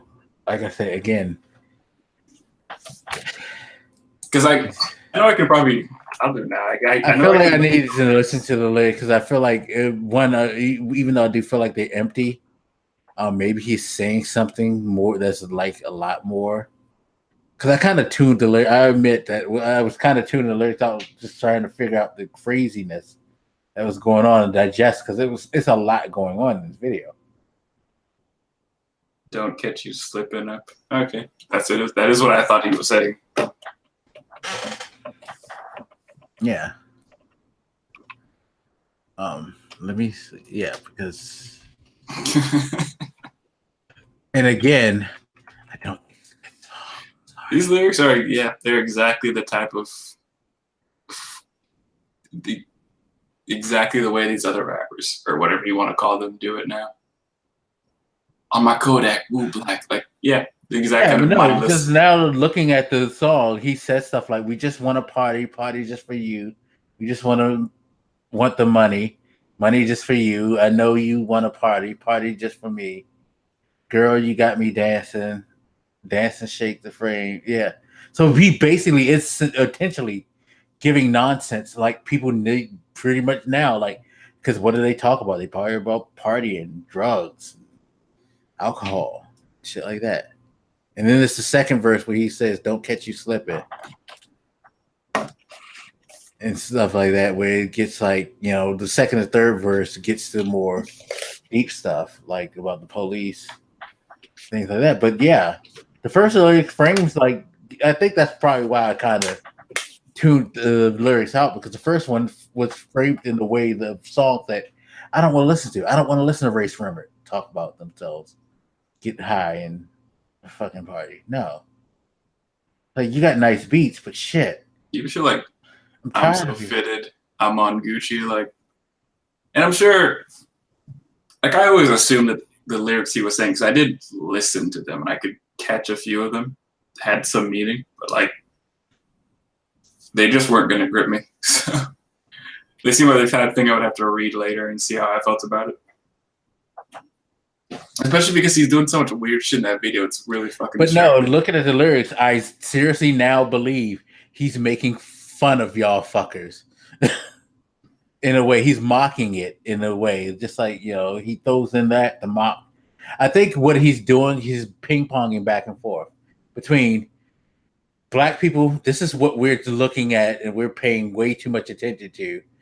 And then he's like, white people, I acknowledge, y'all be doing some shit in this other verses, because it's more like you said about the police, like, I see what you're doing and all that, and stuff like that. It's like, yeah, we know this stuff is going around, but our focus is so split between the wrong things on both halves. So yeah, I get it. I totally get it. This is America gets a feminist edit. Okay.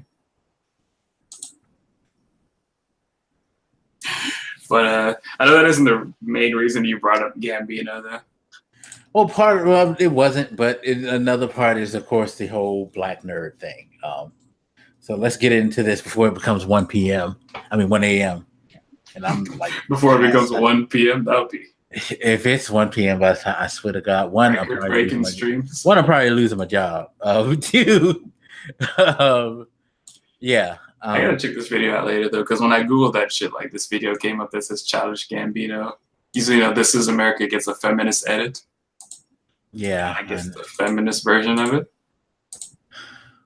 Which again, this is the whole "what about me" thing that I hate. I mean, it seems like because I do. I'm fine with the message, but like, why do you have to piggyback off? I don't know. I'm sure he doesn't mind, and it doesn't bother me that much. But why do it? Like, just make a song that has feminist shit in it.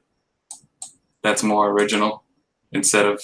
But no, part of it is that you can capitalize because a lot of the stuff I noticed is coming on YouTube. Like the one of the things that I saw, the feminist one is done by a comedian. Yeah, I have it muted because we're having a conversation. So yeah, I'm looking at it and like, oh, then I was realized after I get to a certain frame, I've seen this frame before, someplace. It's just her. It's her like kind of mocking. It's like, okay, nah, this is dumb. Yeah, but that's what it never fails in this country though. People can't just, they have to like, I don't know. I mean, maybe she was doing it with good intentions, but I feel like it's just like, this is an example of you trying to quiet the narrative in a way.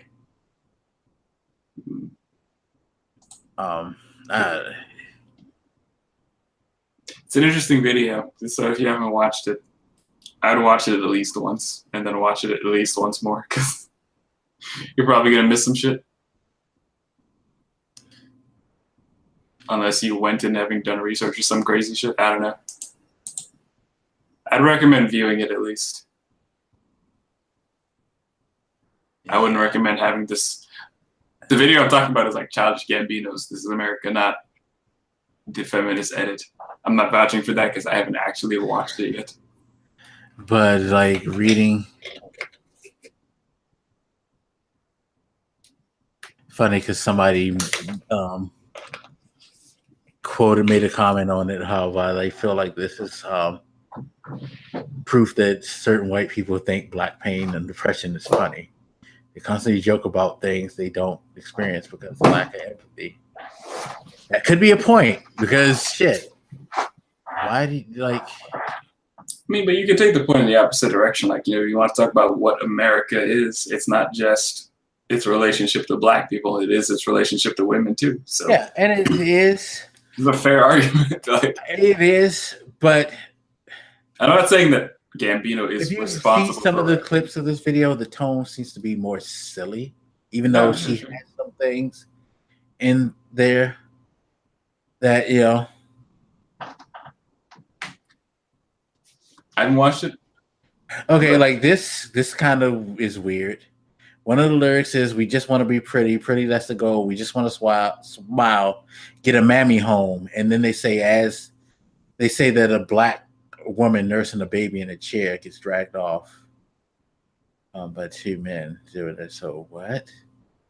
What are you trying to say with that? Okay. Are you trying to say that white people just want to get a home with a black nurse? I'm doubtful. That's what it makes me, because it's like I see it all the time around here where you get white couples that have like an African nursemaid. A lot in this area. So. This Is America got rape in my area. You got a drink. The roofies got into you. Look how I'm spitting truth out here. I'm so trendy. I wear Fendi. I'm sexy. I'ma get it. Watch me move. These my titties. That's my tool.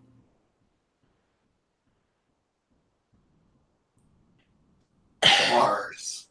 Yeah, but it's like part of me sort of get it, but make your own song. And this is my biggest thing. It's like it becomes more of a mocking of it.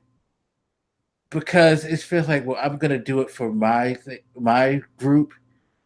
If you're really doing it for your group, you wouldn't pick the exact music, the exact tone, the exact type of vibe. You can make this song. I don't have a problem with that song being. I could see doing that if, or basing your song off that one if your Oh, and this is why they kind of like are mad at her too, because apparently she has said, and she claims it was just her being satirical, that she was sick of people being mad at slavery. So yeah, there you go. So you kind of set yourself up for the heat that you're getting off this video. But yeah, all right. So yeah. Well, then my argument was not going to be valid anyway. I was just going to say I could see purposely doing that if you were arguing that he ignored women's issues, which, not that I'm saying that he's responsible for representing everybody's issues simultaneously all the time forever. But I could at least see that would be a motivation. Yeah. Because we're talking about what America is, again, it's not just its relationship to the blacks.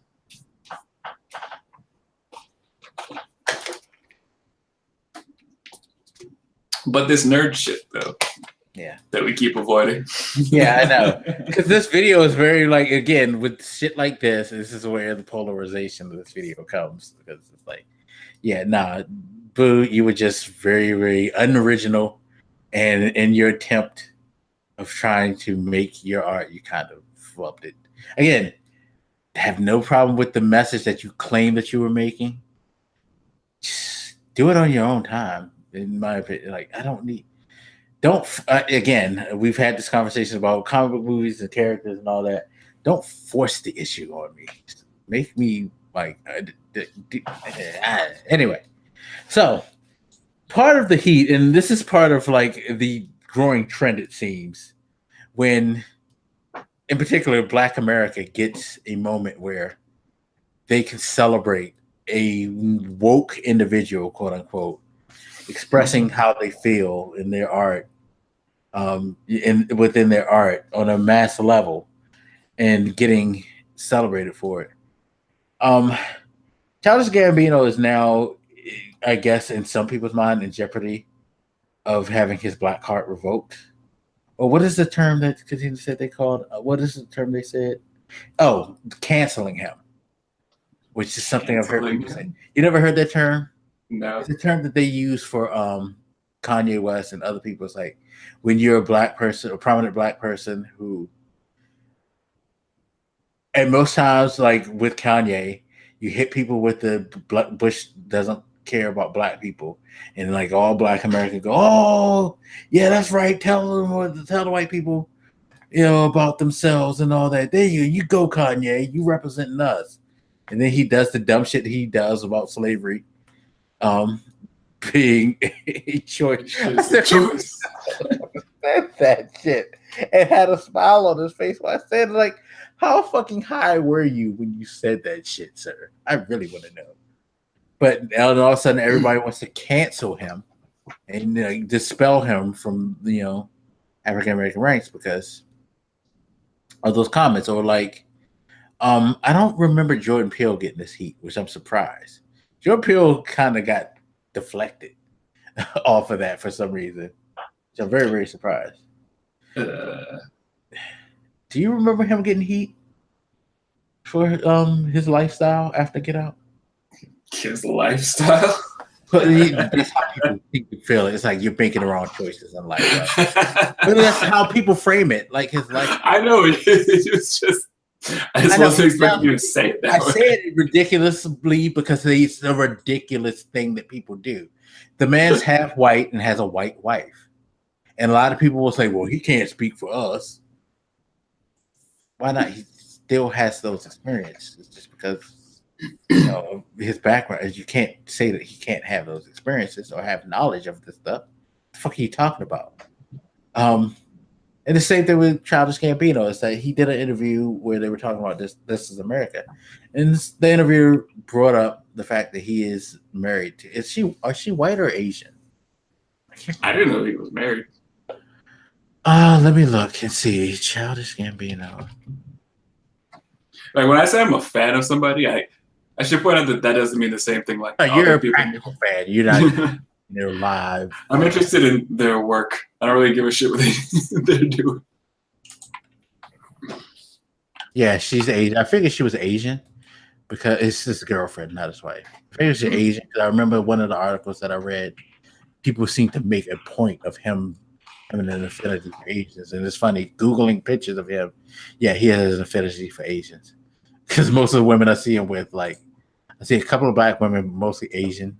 She might be white. No, she's not white. She's probably mixed, if anything. But she looks Asian.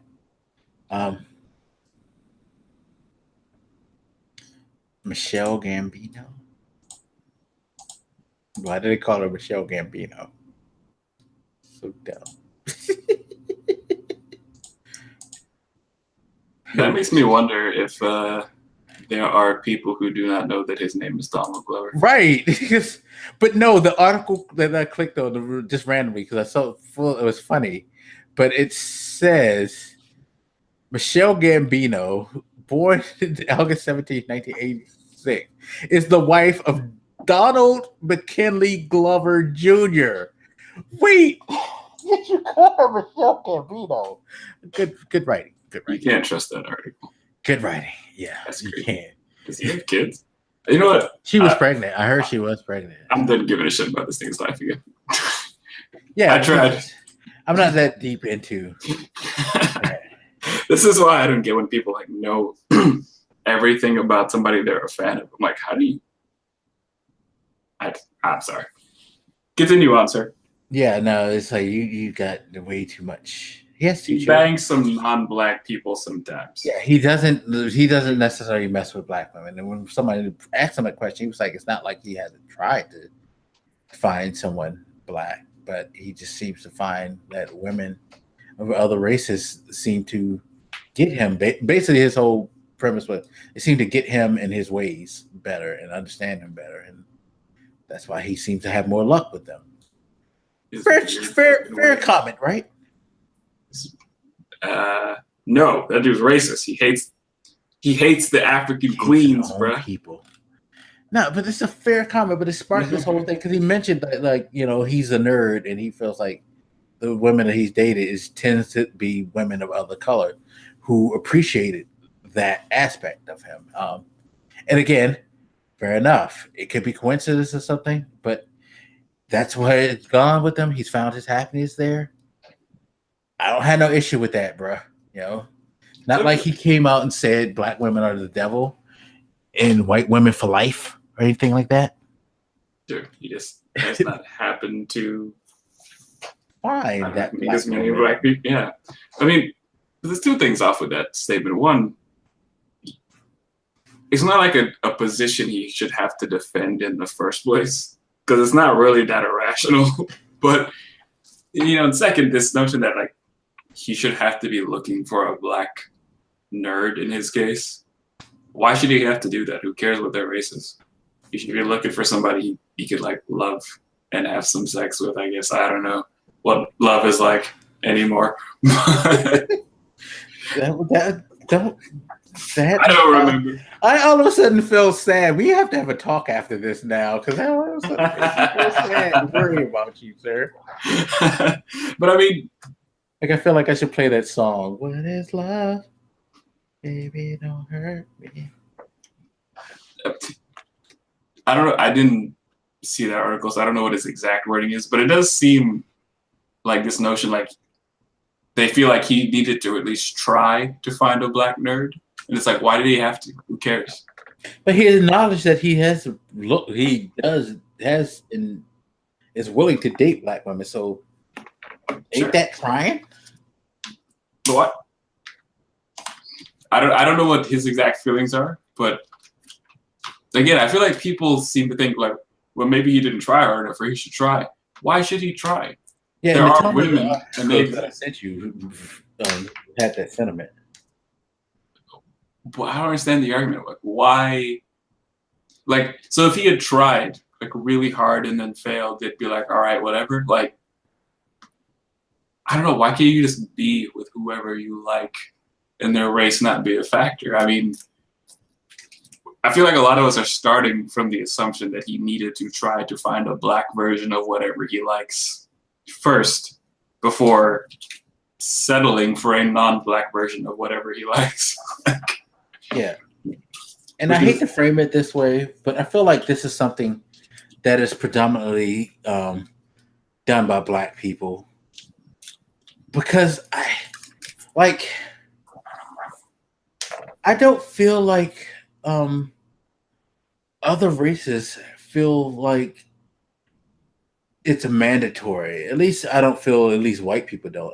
I guess I can't really say this about like other races, but I feel like with other races, it's less of a we gotta stick together or else we're gonna fall apart, like Black people tend to try to do. Like, I know one of the biggest arguments about interracial dating or marriage is that it's just a plan to dissolve the Black man off the face of the earth. I've heard that many times, including by people that I know. They're saying, no, you haven't. Yes, you think I'm kidding? You really think I'm kidding in this? And please, someone in the comment, if you've heard some shit like this, please say it to let this man know. This is the thing. Right. There are Black people, generally Hotep type people, who feel like interracial dating is a sin mainly because we have to keep the Black race intact. And interracial dating just like makes it easier for them to eliminate us from the equation and assimilate us. I kid you not. It's an argument I've seen in my Facebook thread that I fucking have railed against. So they're fucking us as part of some grand conspiracy to eliminate Black love, to phase us out of the gene pool. Yeah, because if you mix, you're not completely Black, and pure Blackness is going to be racist. So this is one of those cases where like some scientific knowledge would help people. Like this entire concept that I don't know how to say it. The concept itself doesn't really make sense in the realm of biology. Like I don't know how far I really want to address that. Dude, I'm telling you, it's a reality that I wish wasn't, because it's an insane. So I mean, just the general point. They are aware that we are all humans, right? Like the reason we can fuck and make babies, we can make other babies at all, is because we're the same species. So it's not like, I'm not saying that race is an illusion in that sense. It's just, I'm not sure they understand the genetics of the situation. This idea that, oh, they're going to phase Black people out of the gene pool or whatever. Like, that's just how gene flow works, I guess. It's whatever is going to happen is going to happen. It's not like Black people, for example, have always existed as like Black people or whatever other races are out there. This, I don't know. It's a really misguided concern, as though God made like Black people and Asian people and white people and whoever else just as they were, and that's just how it worked. And I guess I don't know what their understanding of biology is. It's confusing to me. Hey, I mean, especially since you have other things that, even if you want to like take it from a scientific level, there's other like social reasonings that denotes that if you have Black in you, you're Black, like, which is again, I guess the interesting calculus of race too. Yeah, which is again like back when they used to try to make laws around that, right? Which again, this is why science is important, because if you really understand the science of it, that shit doesn't make sense anyway. Like that level of racism doesn't make any sense. And you saw that when they tried to make laws around it, they failed, because in a scientific context, it just doesn't work. It doesn't work that way. It doesn't make any sense. This is exactly the type of reason people need to understand evolution better. I'm just saying. No. What's evolution? Did God create it? Maybe. If it's not God created, then it's fake. not gonna get on that soapbox now. I only said that just to try to lure you out. I was only being asked to see if I could lure you out on that because I know. Not fucking today. I might do it like next week or so. Like some time ago, I wrote this long ass post that was like, I was addressing a bunch of common misconceptions about the theory of evolution. And every once in a while I'll see some like recklessly crazy ass dumb shit about it. And I'm like, I need to rewrite that post and like add more things to it. So you're inspiring me to do that. I might write that sometime next week. Please do. I want to see it. Now we will have to discuss that because that. But anyway, back to the subject at hand. Yeah, it's crazy because it's funny because I just finished recording with Katina before I recorded with you, and we kind of brought up that issue about Donald Glover, and she made the point. It's just like, you know, if he's happy and that guy makes sense, why should you care? Like, why is it your business who he chooses to date? It's, you know, well, how does it affect you? That's another thing. It's like, and the arguments that I saw making, again, the whole, well, if you're a black male nerd, you probably weren't trying to get with a black female nerd. She agreed with what we were talking about the other night. How do you know, one, that black female nerd wants you, and two, it's just like with, she said, with black female nerds, she's short, like, do you necessarily want someone who's just like you? Not all of us necessarily want someone who's just like you, you know? It's the law of attraction. Sometimes you're attracted to what's opposite of you. Or, simply put, you're attracted to what you're fucking attracted to. Sure. I mean, I don't know what specifically Gambino was looking for. I was going to say maybe he really was looking for a nerd, so it made sense in that context. But I want to hop back on that thing you said, like, you know, why should they care? If it makes them happy, whatever, why is it their business? I think it goes back to this sense that they have about race unity, right? So, and there's many different facets to this. It's not just like we stick together. Because I remember, I think I brought this up with you when I was in, like, just entering high school. I very briefly dated a white girl. And I remember, like, a black girl asking me, like, so do you like black girls? And it's like, what the fuck is your problem? You see me with one white girl for like 1 second, and everybody's like questioning my interest in black people. And I remember as I was growing up watching this in the adults too, where it's like, if you see a black guy date a white woman, it's like a sin or something. It's like he's saying that black women aren't pretty or nice, or it's always taken as like a slight against black women is the way I seem to have understood that. So you see a black man with a white woman, you know, they're not supporting the black queens or whatever, you know what I mean? I'm not quite sure how to articulate this feeling that exists within the community that any black person dating a non-black person is disdain toward the black community.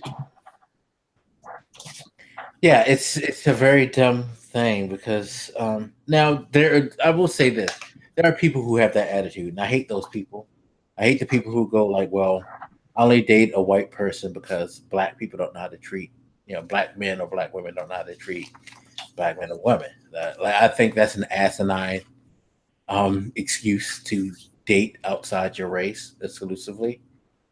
Because that's you, to me, that's you just saying, oh, well, I don't want to admit I made bad choices, so let me just blame this group for my fucked up like choices. Because clearly, like, if you're dating like the same type of dude who fucks you over and he just happens to be black, it ain't because he's black. It's because you pick some shitty ass fucking men. Okay? Same thing to dudes who like to say, well, black women don't let you control. Perhaps you need to stop going out after controlling women who treat you like shit and get you a woman who's like going to treat you like an adult. It ain't a black woman thing necessarily. It's not a bylaw. And sure, you may find a lot of people who fit certain stereotypes, but it's not mandatory for you to date those people because there are, believe it or not, different types of black people, different types of white people, No, types of Asian people. there's only different types of white people. All the black people are the same. Yeah, it's like no, like I don't know. I didn't tell you about the party I went to, but it's like most of the people I don't relate to. Not with that hood shit. Definitely my experience growing up. You know, I've never been with that hood shit, so I've always been able to get along with everybody because that's just me. But I mean, it's a weird thing. I've always had a weird way of being able to fit in without fitting in, if that makes sense. I remember one argument I would hear when you saw like a black man dating really a white woman. For some reason, it didn't seem to be as big of a deal if they were like Hispanic or something. No, because it's a brown person. Yeah, as long as they were, I hadn't thought about that just now, but yeah, as long as they were like brown of some kind, it seemed passable. It's like the way that, like, you know, Fat Joe can get away with saying nigga because he's Hispanic. You know what I mean? It's like if Eminem or Lil Dicky tried to say it, gloves are off, but it's fine for Fat Joe to continue.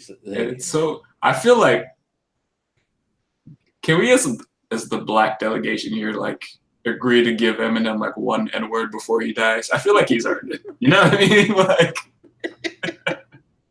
Eminem was too savvy not to go there. He was like, nah, you're not setting me up for that shit. Because like before he dies, just in one song or something, like his last song he ever does, he gets to drop the N-word once, and we just kind of let it slide. No, not in the song. I need him to do it on his deathbed with like D12 and all his people around him. It's like, I know I'm not supposed to say this, but it's okay. You just y'all but niggas. and then nobody sensation. Yeah, then pass. I was like, all right, we accept that because that's cool. All right. Yeah. Like the one time, because like it just never made sense to me that like other non-black people, like brown people, can get away with saying it and nobody ever says shit. Like, we need to talk about the rules here. The black it's a certain type of brown people because it's generally Hispanics, not like Arabics can say it. It's not like or maybe I should use the Donald Blankenship. Wait, Arab people can't say it. China people can't say it. You know, I feel like Spanish some China people can say it. It's funny because if he was just talking about Spanish people, he would be fine if he said Spanish people. It's funny.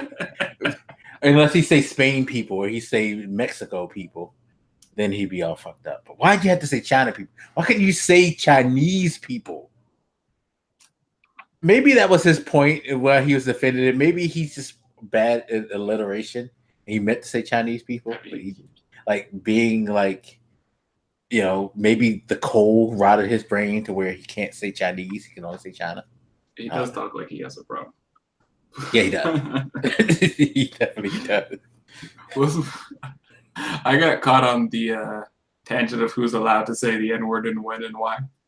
I'm trying to get back to my original point. So let's see. I was saying, like, when you see a black man date a white woman. Yeah, okay, yes. I've heard people make the argument that, like, well, they just don't want a strong black woman or whatever, right? Which, one, is kind of fucked. It's a little racist toward the white people. Like, why are you making the insinuation that they're just weak women or something? It's not really fair. Second, I'm going to get in trouble for saying it, but fuck it. Are there strong black women? Yes, but I feel like people have taken the image of strong black woman and applied it to other women who don't deserve it.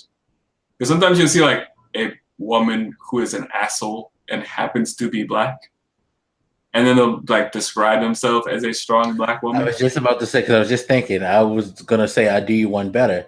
I think there's women who assign that to themselves who don't deserve that claim. Definitely, and sometimes you just don't like it, right?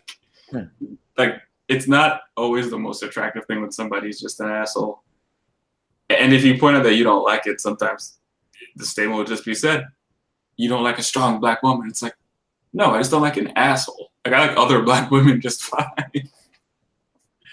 I feel like this probably came up when I was a kid, and I'm just remembering it now. But like, it's odd because that is like one of those archetypical images that we have in society now, like the image of the strong Black woman, and it gets applied to.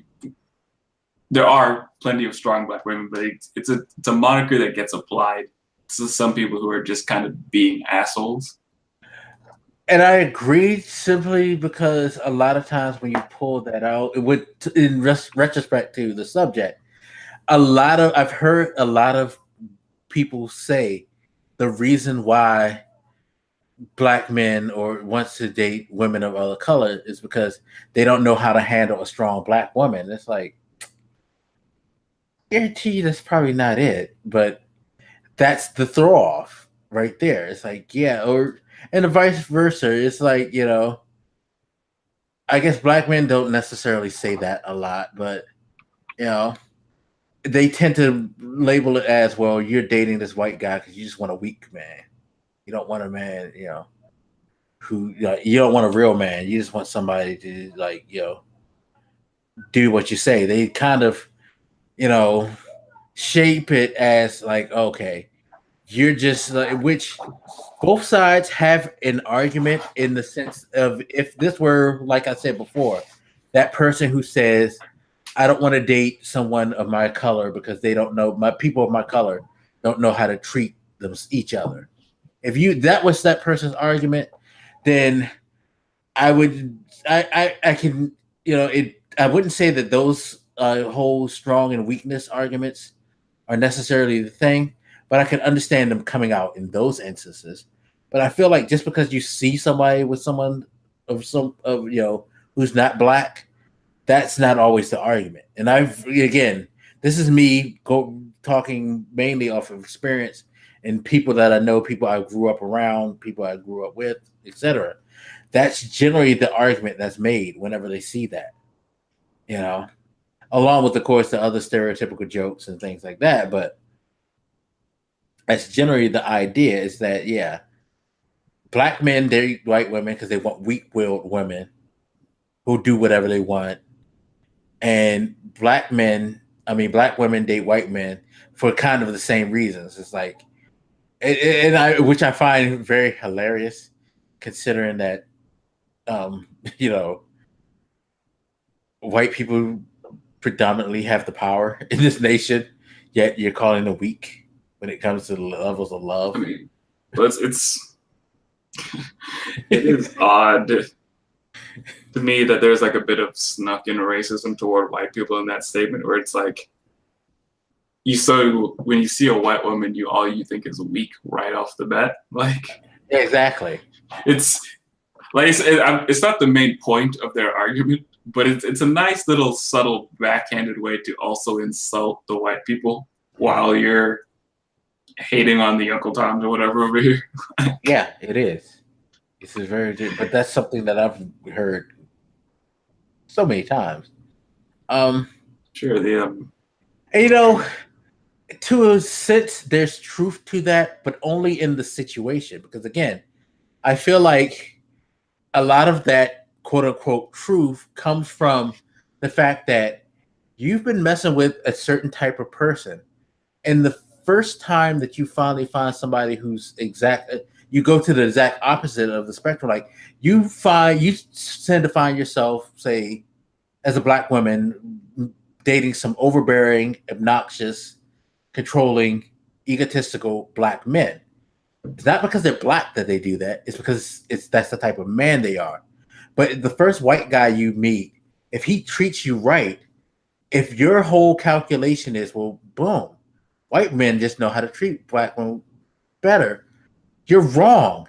You just happen to stumble upon a decent white guy, because there are egotistical, controlling, obnoxious white men.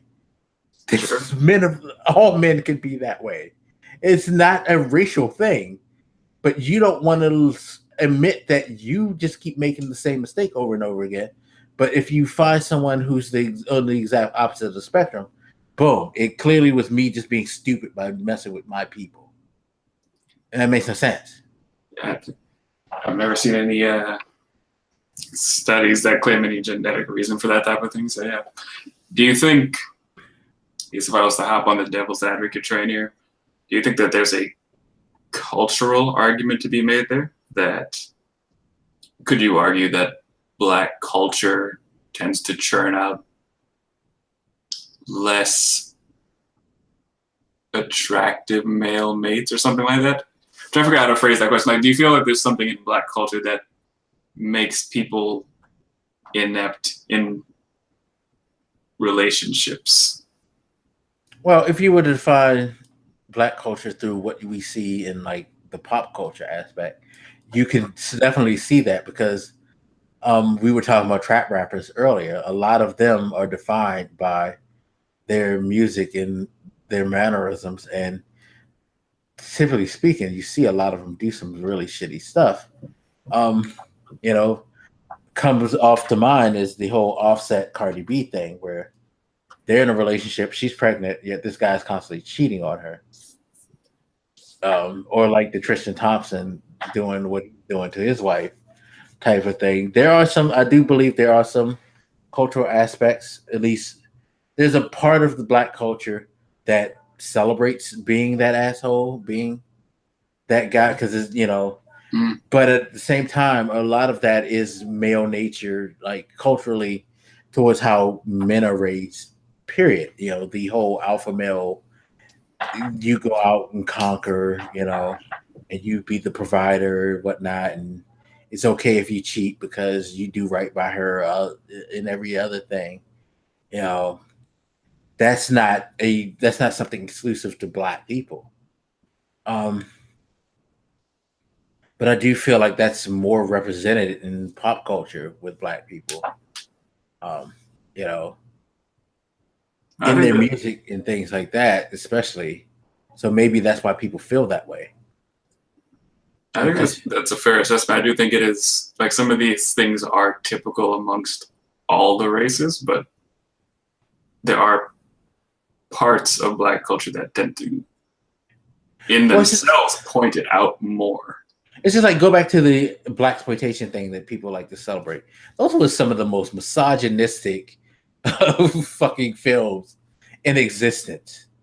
They celebrated being the pimp, the guy who sold their women, and again, these were supposedly movies that showed the power of Black people and raised our culture. But it's like, how are you raising our culture by you selling your own people on the strip, like the Mac, or you being the neighborhood drug dealer, just because you fight the white cops? You fucking selling that hero that devoids all of the fact that you're selling heroin to your people in the streets to make a living. It's confusing imagery. That's what I was thinking of, was like, so the idea of I don't know what to call it. Let's say baby mamas, right? Like this notion that marriage isn't really the thing. You just have like some dude who is the parent of your child, and they may have fathered children with other people. Mm-hmm. Which I'm not saying that that's. I'm not arguing about the morality of that sort of thing. I'm not that bothered by it. I'm sure that type of thing happens in other races. I mean, men having fathered children with other women is not abnormal in any race, I wouldn't think. But it does take an odd flavor in the Black community, where it's like, they even having a term for, like, a baby mama or a baby daddy or whatever. No, because you have things like like you said, baby mama. You have side piece, Yes, like we have this sort of terminology for that I don't tend to hear from people in other races. So it's like, I mean, like I said, like the other races physically have that type of stuff where they have, fathers and kids and stuff. Yeah, they don't point it out themselves. They don't have a vernacular for it because they don't think of it as just like part of the culture in the same way. So they just don't bother to make words for it. Well, I don't think that they don't think that it's part of the culture. I just don't think that maybe it's just something like, you see it as, if you watch some mob movies, like there's always the stereotypical thing, like in Goodfellas, where he points out, yeah, we have a night for the wives and we have a night for the girlfriends, and like there's some comments where they talk about we have our girls, but we maintain our family. I feel like for them, it's something that you do, but you don't necessarily put on blast. It's like, yeah, you do your thing, but let's not sit here and act like this is like something, because you want to keep the representation of family. Like maybe that's maybe we are quote unquote better off because we're honest about it. So is that like, or maybe that's the just a feeling. mob Maybe thing? that's the feeling that it's like, well, at least we're open and honest about it, so we're not at least pretending. What was that movie you referenced? Was that just like a mob thing, or was that typical in their culture? Because like, I feel like in the Black community, that sort of thing is not associated with like criminality. It's more normalized. That it is in the in some of that sense, but it may be just because it's the mafia culture. Like, I don't know. That's the thing. It's like I've only seen it. That's the only place that I could really think of where I've seen where they like acknowledge this and celebrate it, or kind of like, I guess, in levels of success. You tend to see that type of thing, like when rich white guys, the image of rich white guys with the girlfriends and stuff like that is that they have them, but you don't hear about them unless they get pregnant and they want to like come and sue for money or something like that. And then it becomes an embarrassment type of thing. Whereas, it's well known, that certain rappers have several baby mamas and they don't hide it and all that stuff. And, the Tristan Thompson thing, the basketball player. Have you heard about that, right? No. All right, so Tristan Thompson is a basketball player. It's a horrible basketball player. But he's he's an NBA player. So he can get women. He's married to, I forget which Jenner he's married to, but the one that just had the baby. And he's been caught, including here in DC, where there's video footage of him in a club that I actually know, like putting his face in between other girls' titties and taking other women to hotels in other cities and things like that. He's rapidly cheating on this girl. And while some people are throwing shade to him, his excuses are it's a part of the culture. It's what we're supposed to do. And it's like, is it part of which culture? Black culture? He feels like, no, since he's a basketball player. It's what we do. Superstar culture. Yeah, the superstar culture. So it's like, I see that, and it's like, maybe that's what a lot of people do. I mean, he's stupid because he's very open with it. It's like fucking in the middle of a goddamn club with everybody around looking at you, glaring your face, and 3 different girls' titties. You ain't even trying not to be caught. Maybe it's not stupid then. He's not trying because he doesn't feel like it's wrong. So. Yeah, but I feel like, and this is the thing, he is Black, and I feel like we don't try to like have discretion because, like, his whole it's a part of the culture thing. It's like, it may be, but certain people don't actually act like that. Like, I could say Michael Jordan is one of the people who you found out his dirt later. But while he was in the NBA, he was quiet about that. He maintained the family life. That's what most people do. Most successful people will do. It's like they want to keep the image, but they don't want you to know about the shit in back. And it wasn't until him and his wife eventually got divorced that you find out that this guy had a woman in each city with her own apartment to visit and shit like that. Yes, Michael Jordan was that bad. But I mean, so many not appropriate statements going through my head right now. So I guess one, I feel like I'm gonna get in trouble for saying this. The Cosby Show. In that show, you just had this image of like this, singular family. You had Cliff and Claire Huxtable. They were married and they loved each other. And they stay together and all that shit, right? It's an image you don't necessarily see often enough within the Black culture, or at least not the culture itself necessarily, just like maybe media image or something like that. You like, when you watch like TV shows and you see like these kind of people on TV and stuff, you never see that sort of like just family unit. It's always like this dude who has like a bunch of baby mamas or something like that, because they're a celebrity usually.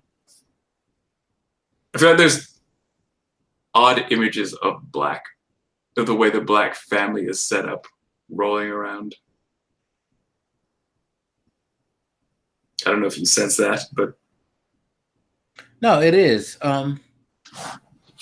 It is. I want to be careful because I don't want to make it seem like there's something like immoral. Like if you ever get a divorce, that's one of the reasons why the Cosby Show was so celebrated by Black America. Was like, here it is. Finally, we get to see it. Like it's just like why Good Times still has a place in the heart. It's a Black nuclear family that's together.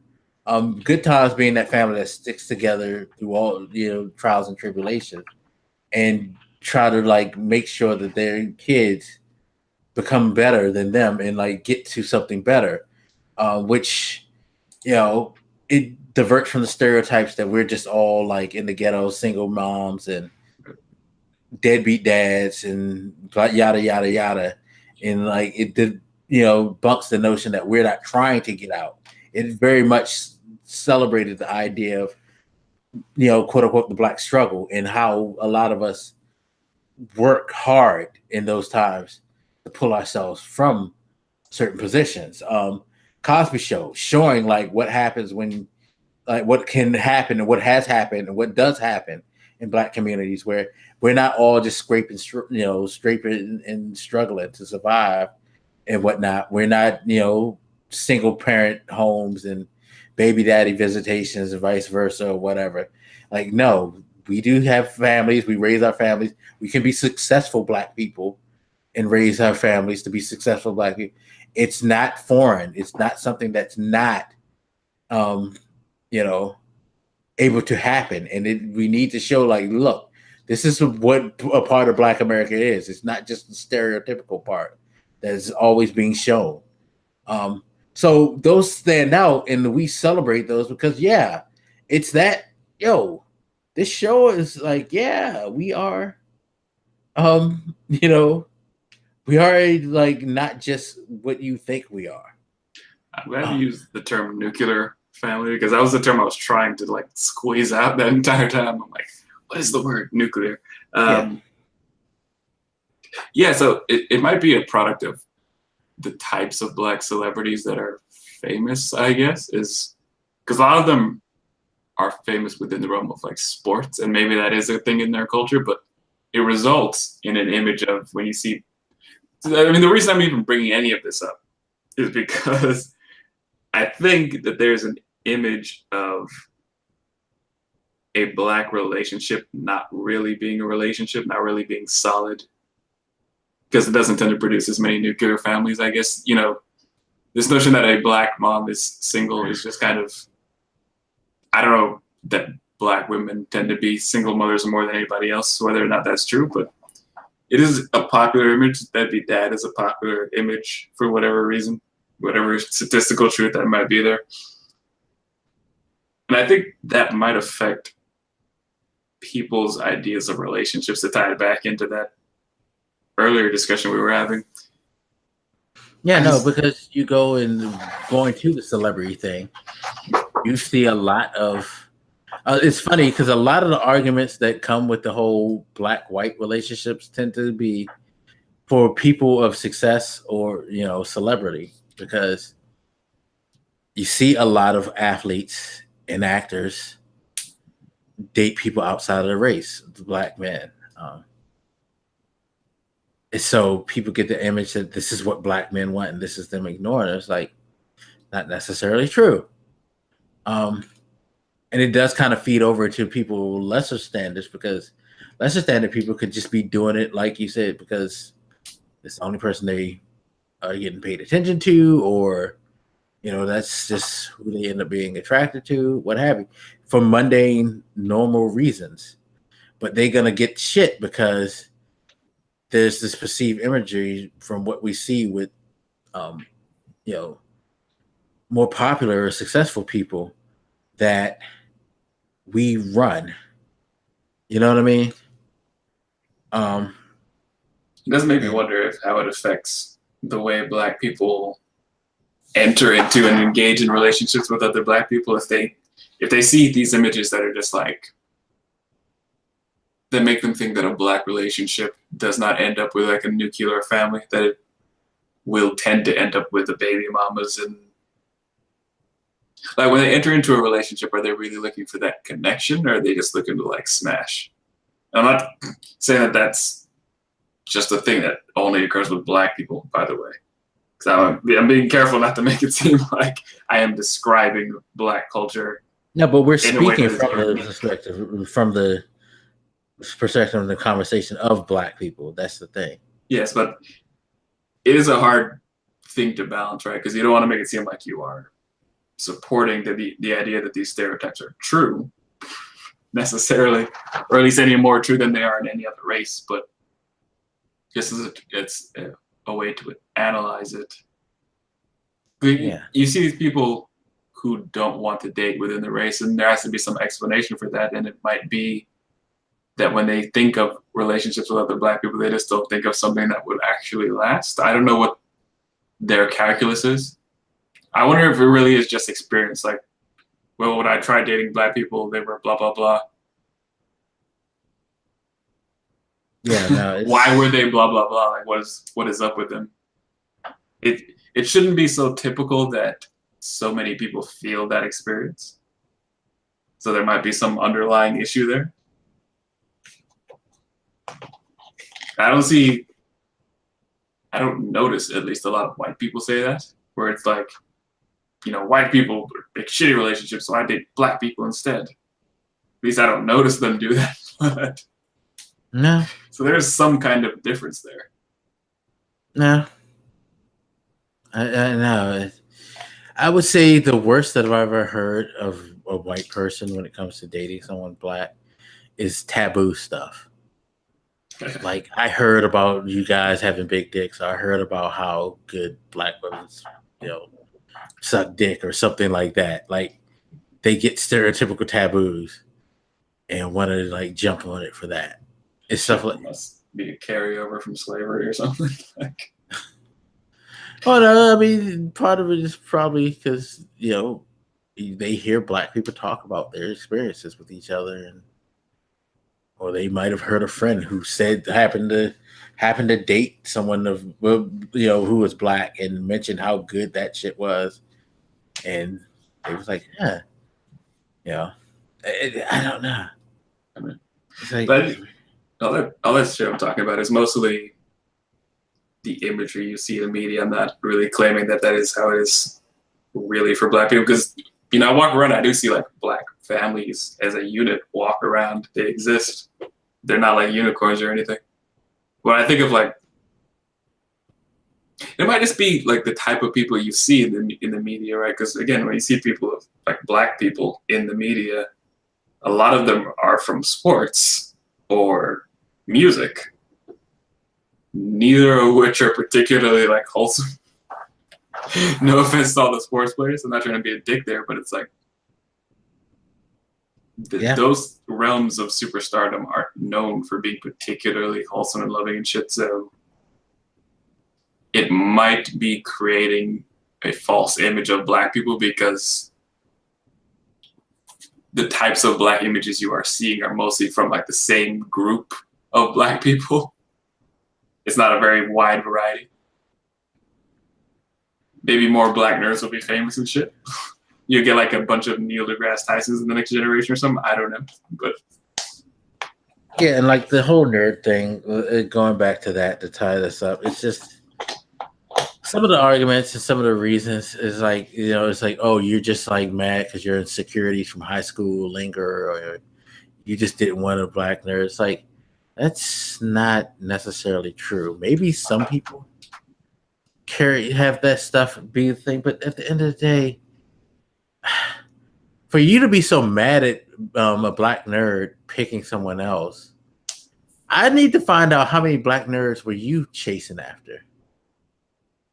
Yeah, I was hesitating to get into that, but like honestly, it's so. Okay, first of all, being a nerd in general, I would argue that that's not the majority of the human population.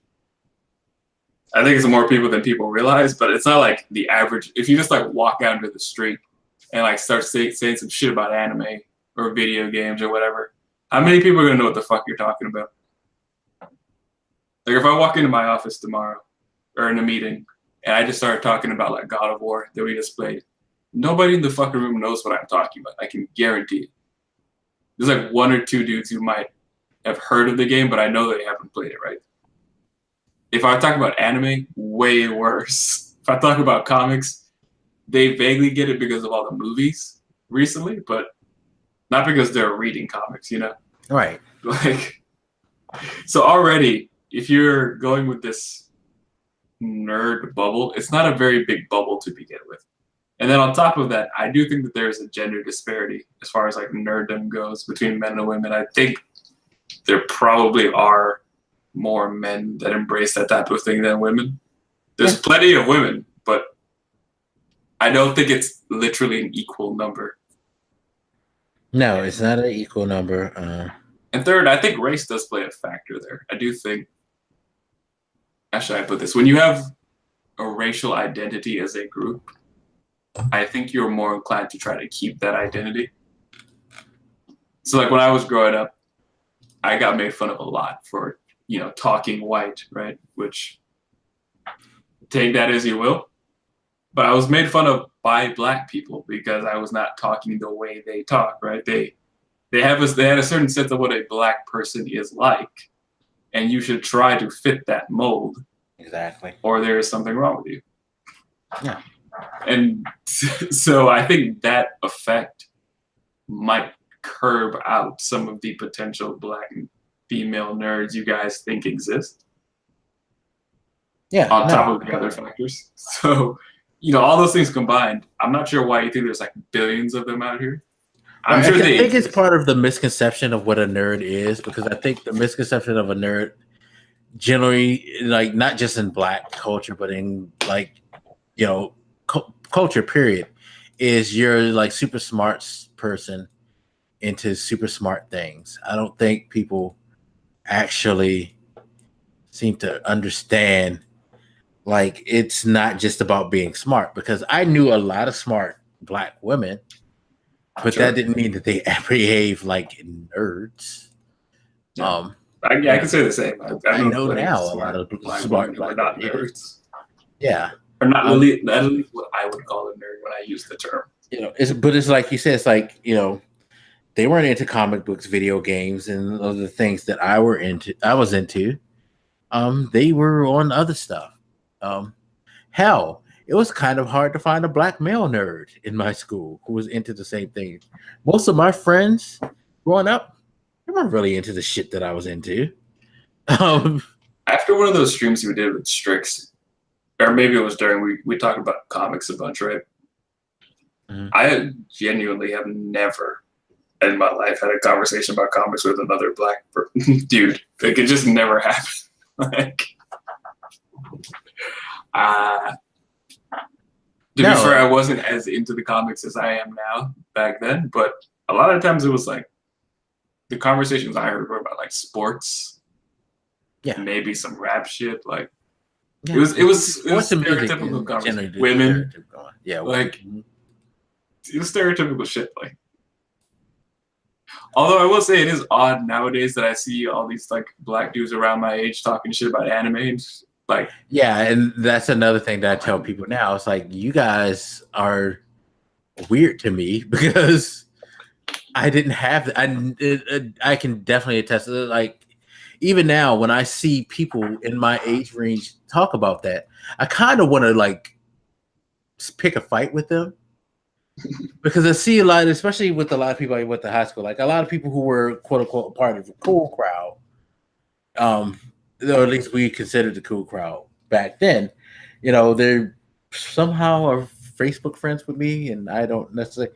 Again, I was a person who I got along with everybody. It was like nobody was inviting me to parties and all that stuff like that. It's just like, oh yeah, Mike, you're cool. I guess you're that person who's around. But now it's like I see them and they want to follow me on Facebook, and then when I see them follow me on Facebook, I see them like bring up like, oh, I just bought this new like statue of whatever anime character or this video game. It's like, yo, you're into this shit? You didn't talk about you didn't even mention this shit, but I guess it's a part of the whole you got to play the culture in high school, like you said, about how you have to live up to like the expectations of being black in high school. Sort of.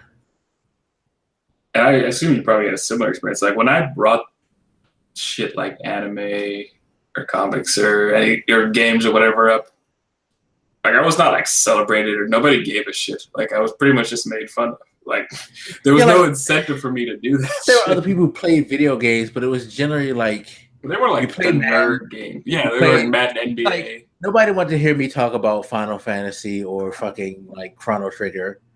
It's just, you know what I mean? But now I look back. If I go to like the barber shop and I say like, yeah, I'm playing video games.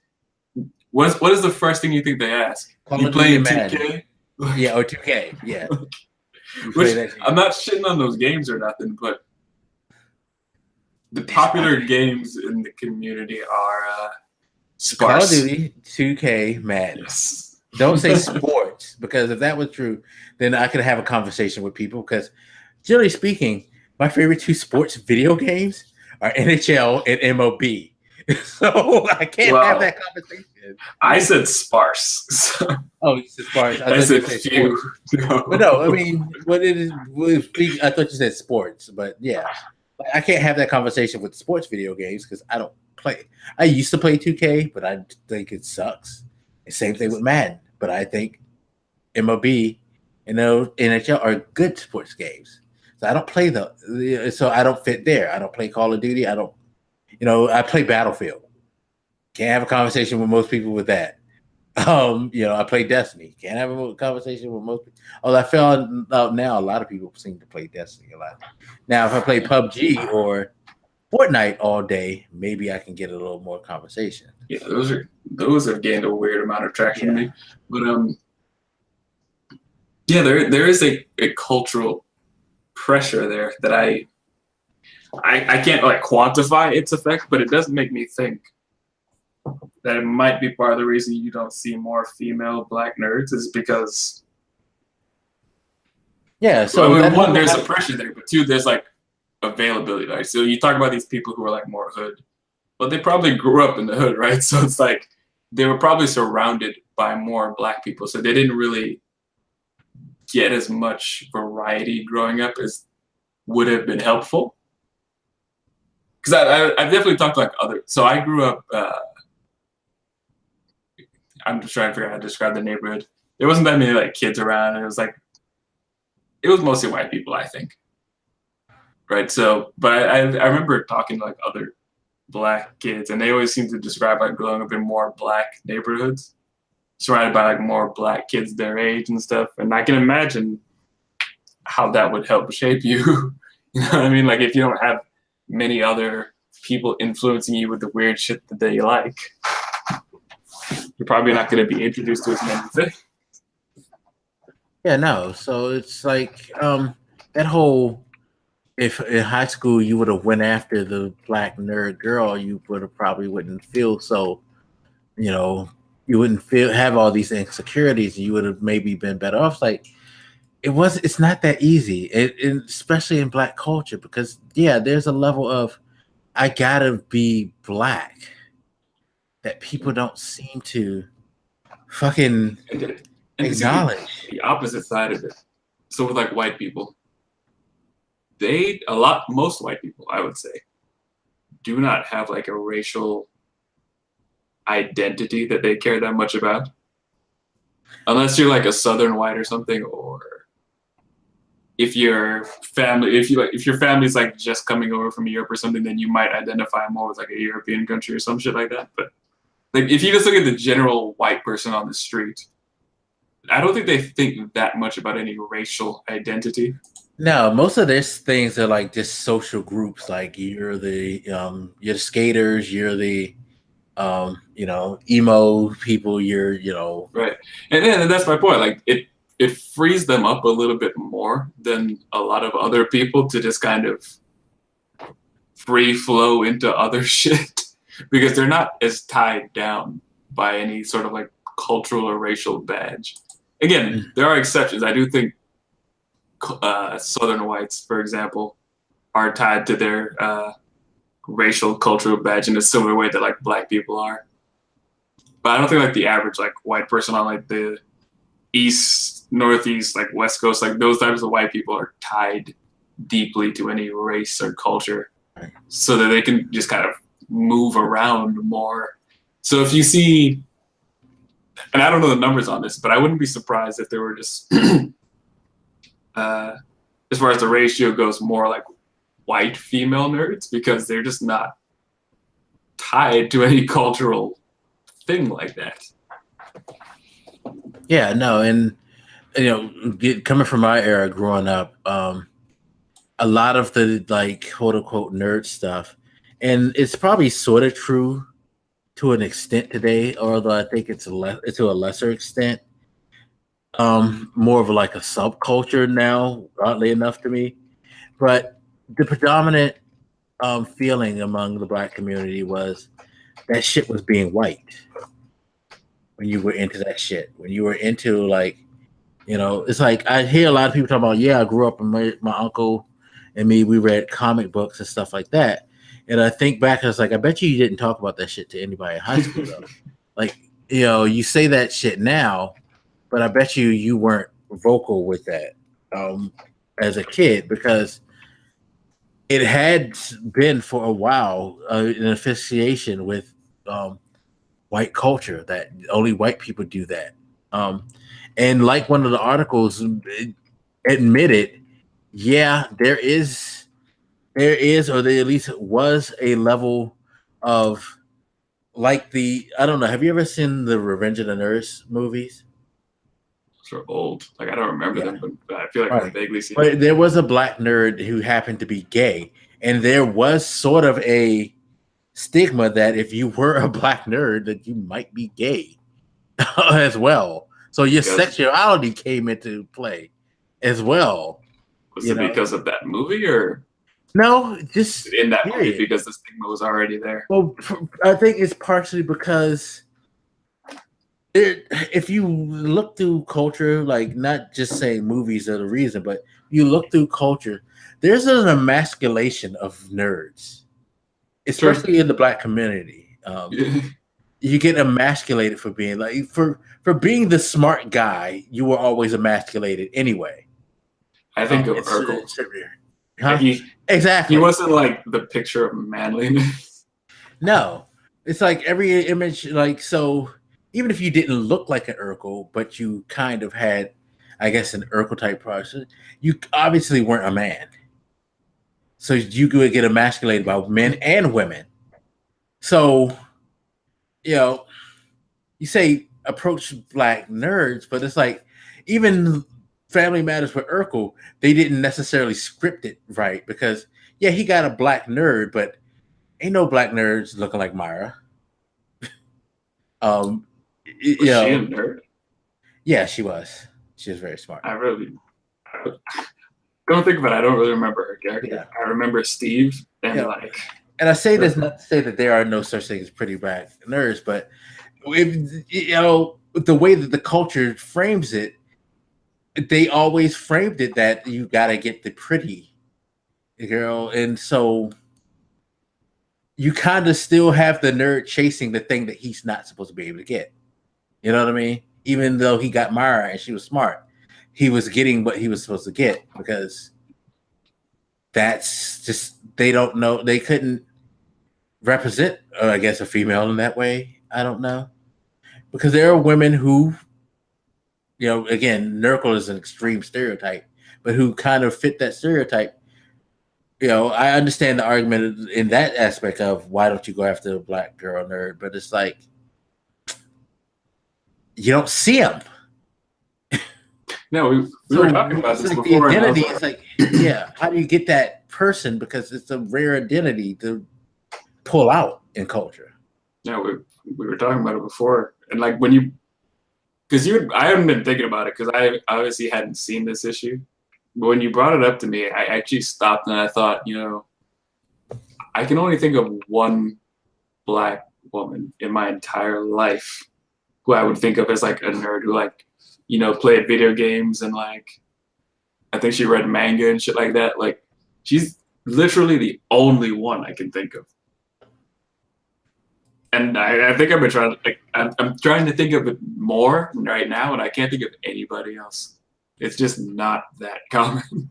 No, it's like with Family Matters, they had to mold the black nerd around the character of Myra, even though she didn't express it a lot because they didn't have a reference, I guess. In a lot of us don't have that reference, really. I guess Like you do now. I will say now you definitely do. You know, a lot more open, Sure. black nerds out there. I was gonna say what's her face from Black Panther is gonna be very useful. Yeah, sure. No, she is.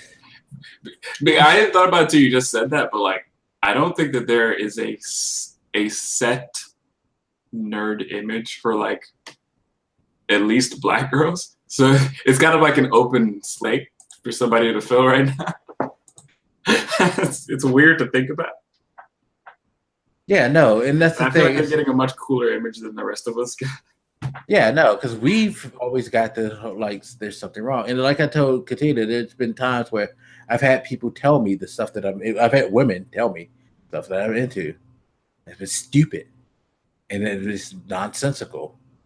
Like they pretty much like, they weren't interested in even acknowledging that, this is what you like, that's cool. It makes you happy. It's like, well, there's a secondary issue with like nerd type things like video games, comics, anime. They're, I think for historical reasons, they're seen as like kid things. yeah. So like, kids read comics or kids play video games, kids watch cartoons or anime.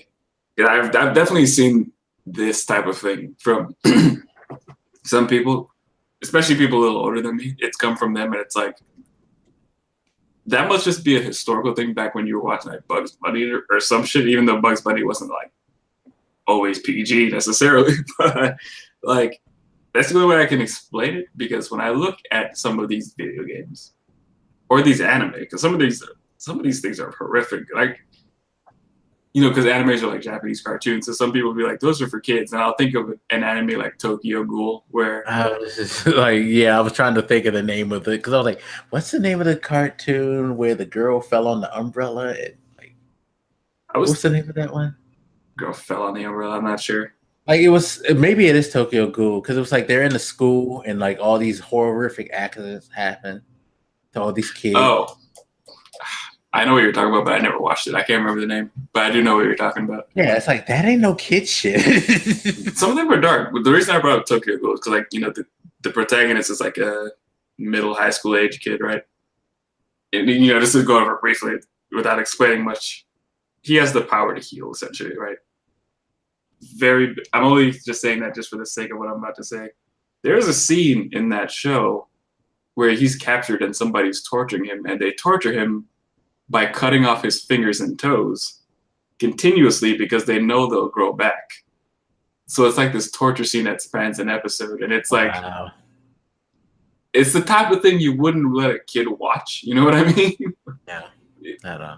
I don't think you see too much of it on screen, but like the screaming is horrific in that scene. Oh, I can imagine. Kudos to the voice actor for that, but like, it's not fucking pleasant. So there seems to be this misconception from people who are not into the nerd culture that the stuff people are into are like kid things. Like, why would an adult be interested in that? That's stupid. That's silly. It's because they don't know what those interests entail. Like, I get a little, nobody's ever said anything super mean, but I can tell by the looks on their faces that people think it's weird that I read comics as an adult. But like, some of these stories are pretty intense, you know what I mean? Like, so I think there's a bit of cultural ignorance there about the stuff that we're into. Like if you say you're playing video games, that's for kids. You can, like play God of War. Seriously, play God of War and tell me this is for kids. It's not just the violence that's the issue. It's No, the it's maturity. the story. This is a stories father-son tale. Adult stories. Like if you saw this shit in like a movie, you wouldn't say it was a kid's movie. Yeah. Because it's clearly intelligent enough for an adult. And there's plenty of things like that, but they just don't notice it. Which might turn some women off. Yeah, and that's part of the framing. Like the thing what I was saying with Myra, it's like we frame her as the black nerd, even though a lot of people try to frame black women as black nerds is all like black male nerds are framed as Urkel. We do that because there's no real reference points or there's no stereotype. We draw into the stereotype for one group, we don't draw into the stereotype for another. We frame video games as a child's thing, but we don't frame like fucking, everybody who's an adult goes and watch the Marvel movies. Hell, everybody who's an adult is getting hyped for Incredibles 2, a cartoon. You know what I mean? But nobody has a problem with that.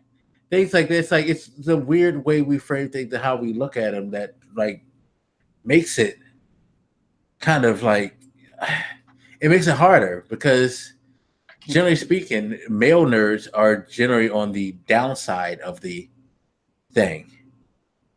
You know what I mean? It's like even when you see the quote unquote stereotypical nerd person being cosplayed or whatever in pictures, there's always a like level of sexuality placed on the women counterpart that heightens their appeal than it does the men. You ever seen? I think it's called. Like I remember there was a magazine that came out a couple of things that was supposed to like called Nerd Girls or Gamer Girls or something that got canceled because all they were basically doing was just having like hot chicks dress up in quote unquote nerd clothes. Do you ever watch? I never watched it, but it was a movie called Dope. Oh, I remember. It's been a while, but I know what you're talking about. Yeah, it was fairly recent. It's like about the kids in the band with their own band, and one of them ended up like getting into drugs. I'm only thinking about it because I remember the trailers made it seem like this kid was a nerd. Yeah, I know. And I hadn't thought about it until you mentioned the Urkel thing, but like the imagery is not too far off from what like an Urkel would be. Like Urkel was obviously an extreme, right? But it does seem like the type of image that is based off that sort of Urkel archetype. So like, it does seem like the image of black male nerds are somewhat, if not based off of Urkel, then based off of something earlier than that. Yeah. Is not, no offense to Urkel, but it's not the sexiest thing in the world. And you see a lot more people proclaiming themselves as nerds. I don't necessarily think they're nerds. I think some of them are out of their fucking mind. Yeah. Yeah. Like they saw one Marvel movie and then they were nerds. Yeah, like stuff like that. You see people say, okay, so I watched the Marvel movies. Clearly I'm a nerd, but you're not really embracing the whole culture of it or anything like that. You just, you're a nerd because by proxy. You just made yourself a nerd by proxy. Things like that. Or because you play video games or you watch anime. It's like, but you only watch fucking Dragon Ball Z. You know what I mean? Sure. It's like you watch you're into the pop culture things. But you're not necessarily into the whole thing because a lot of y'all will say you play this game, play that game, and so you tend to only jump to it because everybody heard of Persona. Of course, I'm gonna play Persona because that's the hot thing. But you weren't checking for Persona before. Remember there's 4 other Personas before this. Those terms get weird. I mean, like when people say they're a gamer and then they say they play essentially 2K and Madden, it's like, I'm not going to call you not a gamer, but it was a little misleading when you said you were a gamer. Right, because you thumping your chest like you're out here, like, you're sound like you're in a big ass library. Yeah. You're like hyped for E3s. You play like a bunch of different types of games, different consoles, PC, like again, I'm not gonna like deny them the title of gamer, but it is misleading. Same thing with the nerd thing. Like, I get what you mean, but it certainly is misleading the way you use it. Yeah. But yes, I don't think the Glover guy deserves any heat. I do think the black female nerd is a bit of a unicorn at the moment. And the reason I hesitate when I say that kind of thing is every time you say, like, you know, there isn't that much of this, people will like come out of the woodwork and be like, what about me? I'm this, blah, blah, blah. Like, I don't know. It is this, especially like when really famous people say, like, you know, there's no such thing as this. Like, everybody would be like, I'm that. I'm the exception to that generalization you just said. It's an annoying habit people have. Yeah. I do think the general statement is true that comparatively there aren't as many black female nerds. But if somebody like really, like, I'm sure some of the response to Glover must have been like black female nerds like sticking their hands up, saying like, "What about me? I exist." Well, I haven't met you. That's the other argument too. Yeah, which is the point. Like, and there's like, I don't know how you feel about this statement, but I do think there's another dimension to this issue, specifically with nerddom, is that a lot of us are not like extremely extroverted. So you might just not meet them because that's part of the problem. Like, kind of like the nerdish thing is to be introverted and shy. It's like, yeah, because like the one girl I'm thinking of, like, it's not like I met her at a party, right? Like, met her like the computer science department. It's not like I never really saw her out and about like that. She was like largely a homebody. She just like stayed home and like watched whatever fucking anime she was watching at the time. That was about it. Like, they're not. I don't know. Maybe I'm pushing this stereotype a little too far, but when I think of like my more nerdish friends, they're not the most outgoing of people to begin with. Yeah. So it could just be like physical proximity. You don't see these women as often because they're not as inclined to be out and about as other types of women. Right. And you know, a lot of us nerds tend to find each other on the internet. Like, I'll be honest, like you were talking about how you never had a conversation with a guy like you did with Eurostrix. Most I can understand that because most dudes I know that are like you, Euro, and people who I've had discussions with who are into that stuff, I found them on the internet. Again, my best friend, known this guy for we're old because we've been out of high school for over 20 years. I've known him for 20 years now. And we've never really had deep conversations like that. Like, we could talk about peripheral stuff. But it's like, my God, like, I hate to expose you, sir, but he hasn't even seen Black Panther yet. What's wrong with him? He's a traitor to the race. It's not just, it's like, yo, you ain't watched Black Panther? What? Like, he's not big into those things. It's the stuff that's not an excuse. That's an objectively good movie. Fuck that. I don't want. That's what I'm saying. Why haven't you? That's why I said that way. Because like, yo, that movie's fucking dope. Everybody keeps telling you that shit's fucking dope. Go fucking see the dope movie. The fuck is wrong with you? What is it, like a hatred for comics? Huh? Well, in his defense, he is like, you know, with his son, he's kind of like more of the daddy. No excuses. The kid needs to see it too. Yeah, no, he needs to. That's all. Yeah. That's even more reason to see it. Is he a black person? Yes, he is. Several positive black role models, bruh.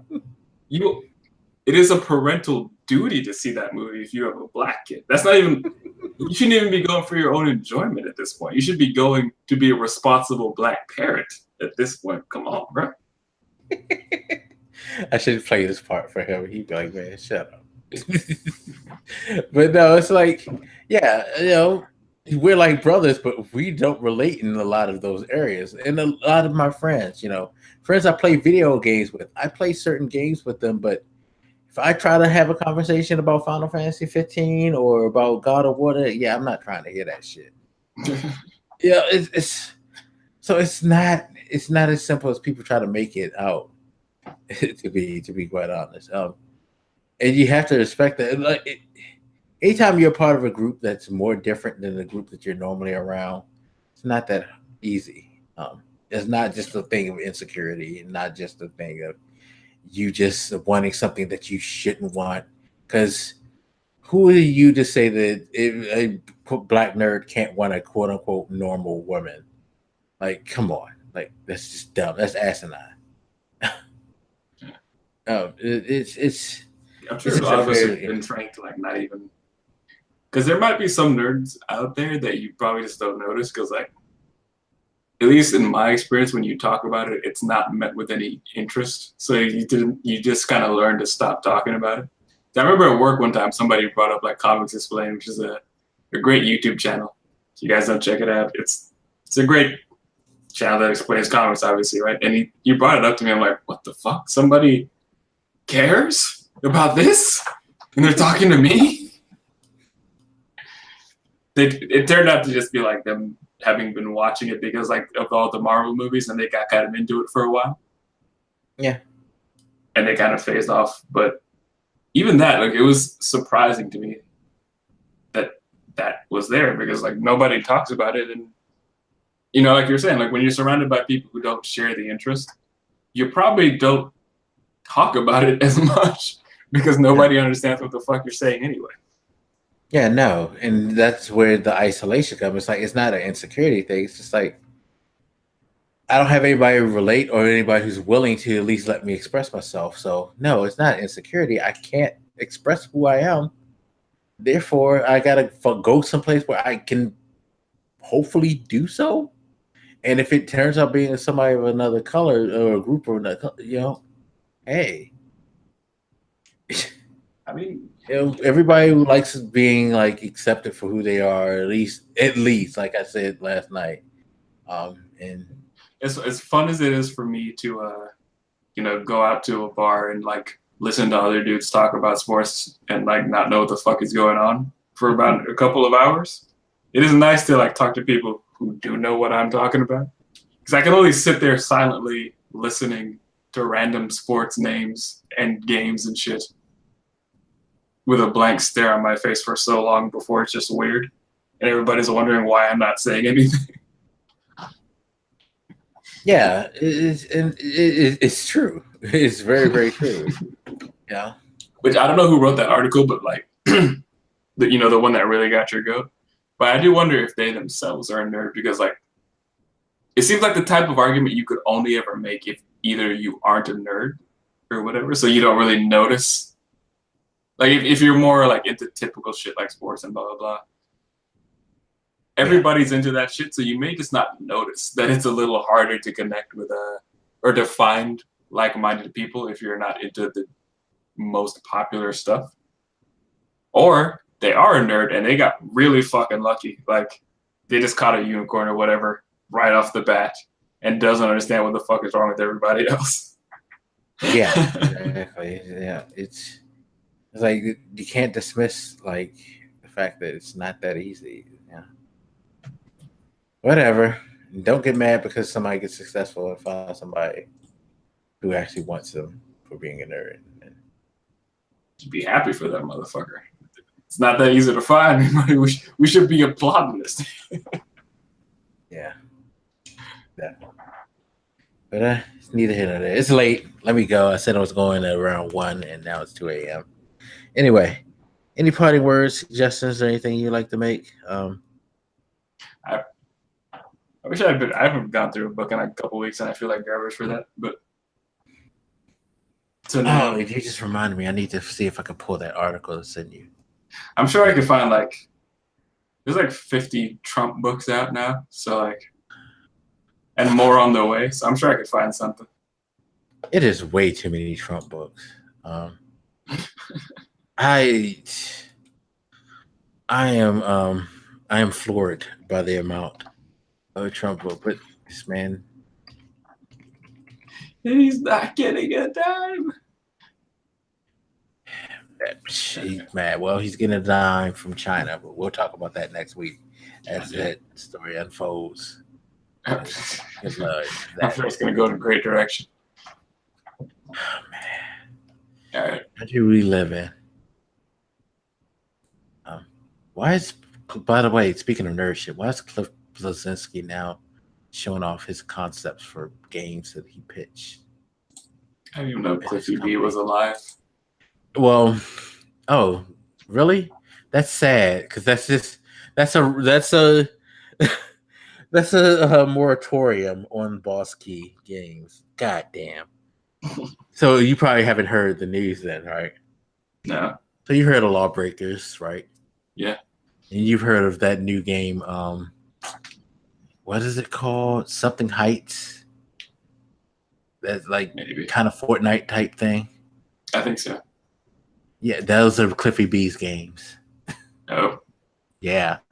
That shows you how the mighty have fallen. And neither one have done well. Radical Heights is his name, but neither one has done well. So yesterday or Monday, shit, today's Wednesday. Yesterday or Monday, he announced that the studio was shutting down.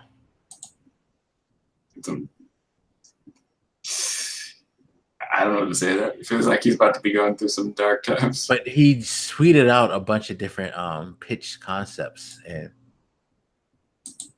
I'm looking at the pictures. I could send you this article because I don't think it's blocked. And it's like, damn, if only your company could have like latched on a bit, you may have been able to put some other stuff out, but it had no success. See, this is why we can't find women, because we talk about shit like this. I mean, nobody's ever like lunged at me after I said something like this. So. Like, Mike, tell me your DPS in Final Fantasy 15 again. It just turns me on.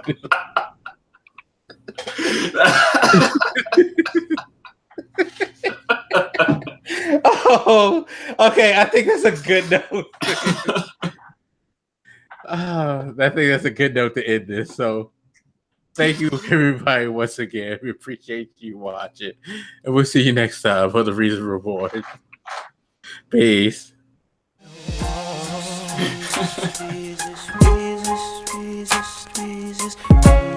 Jesus.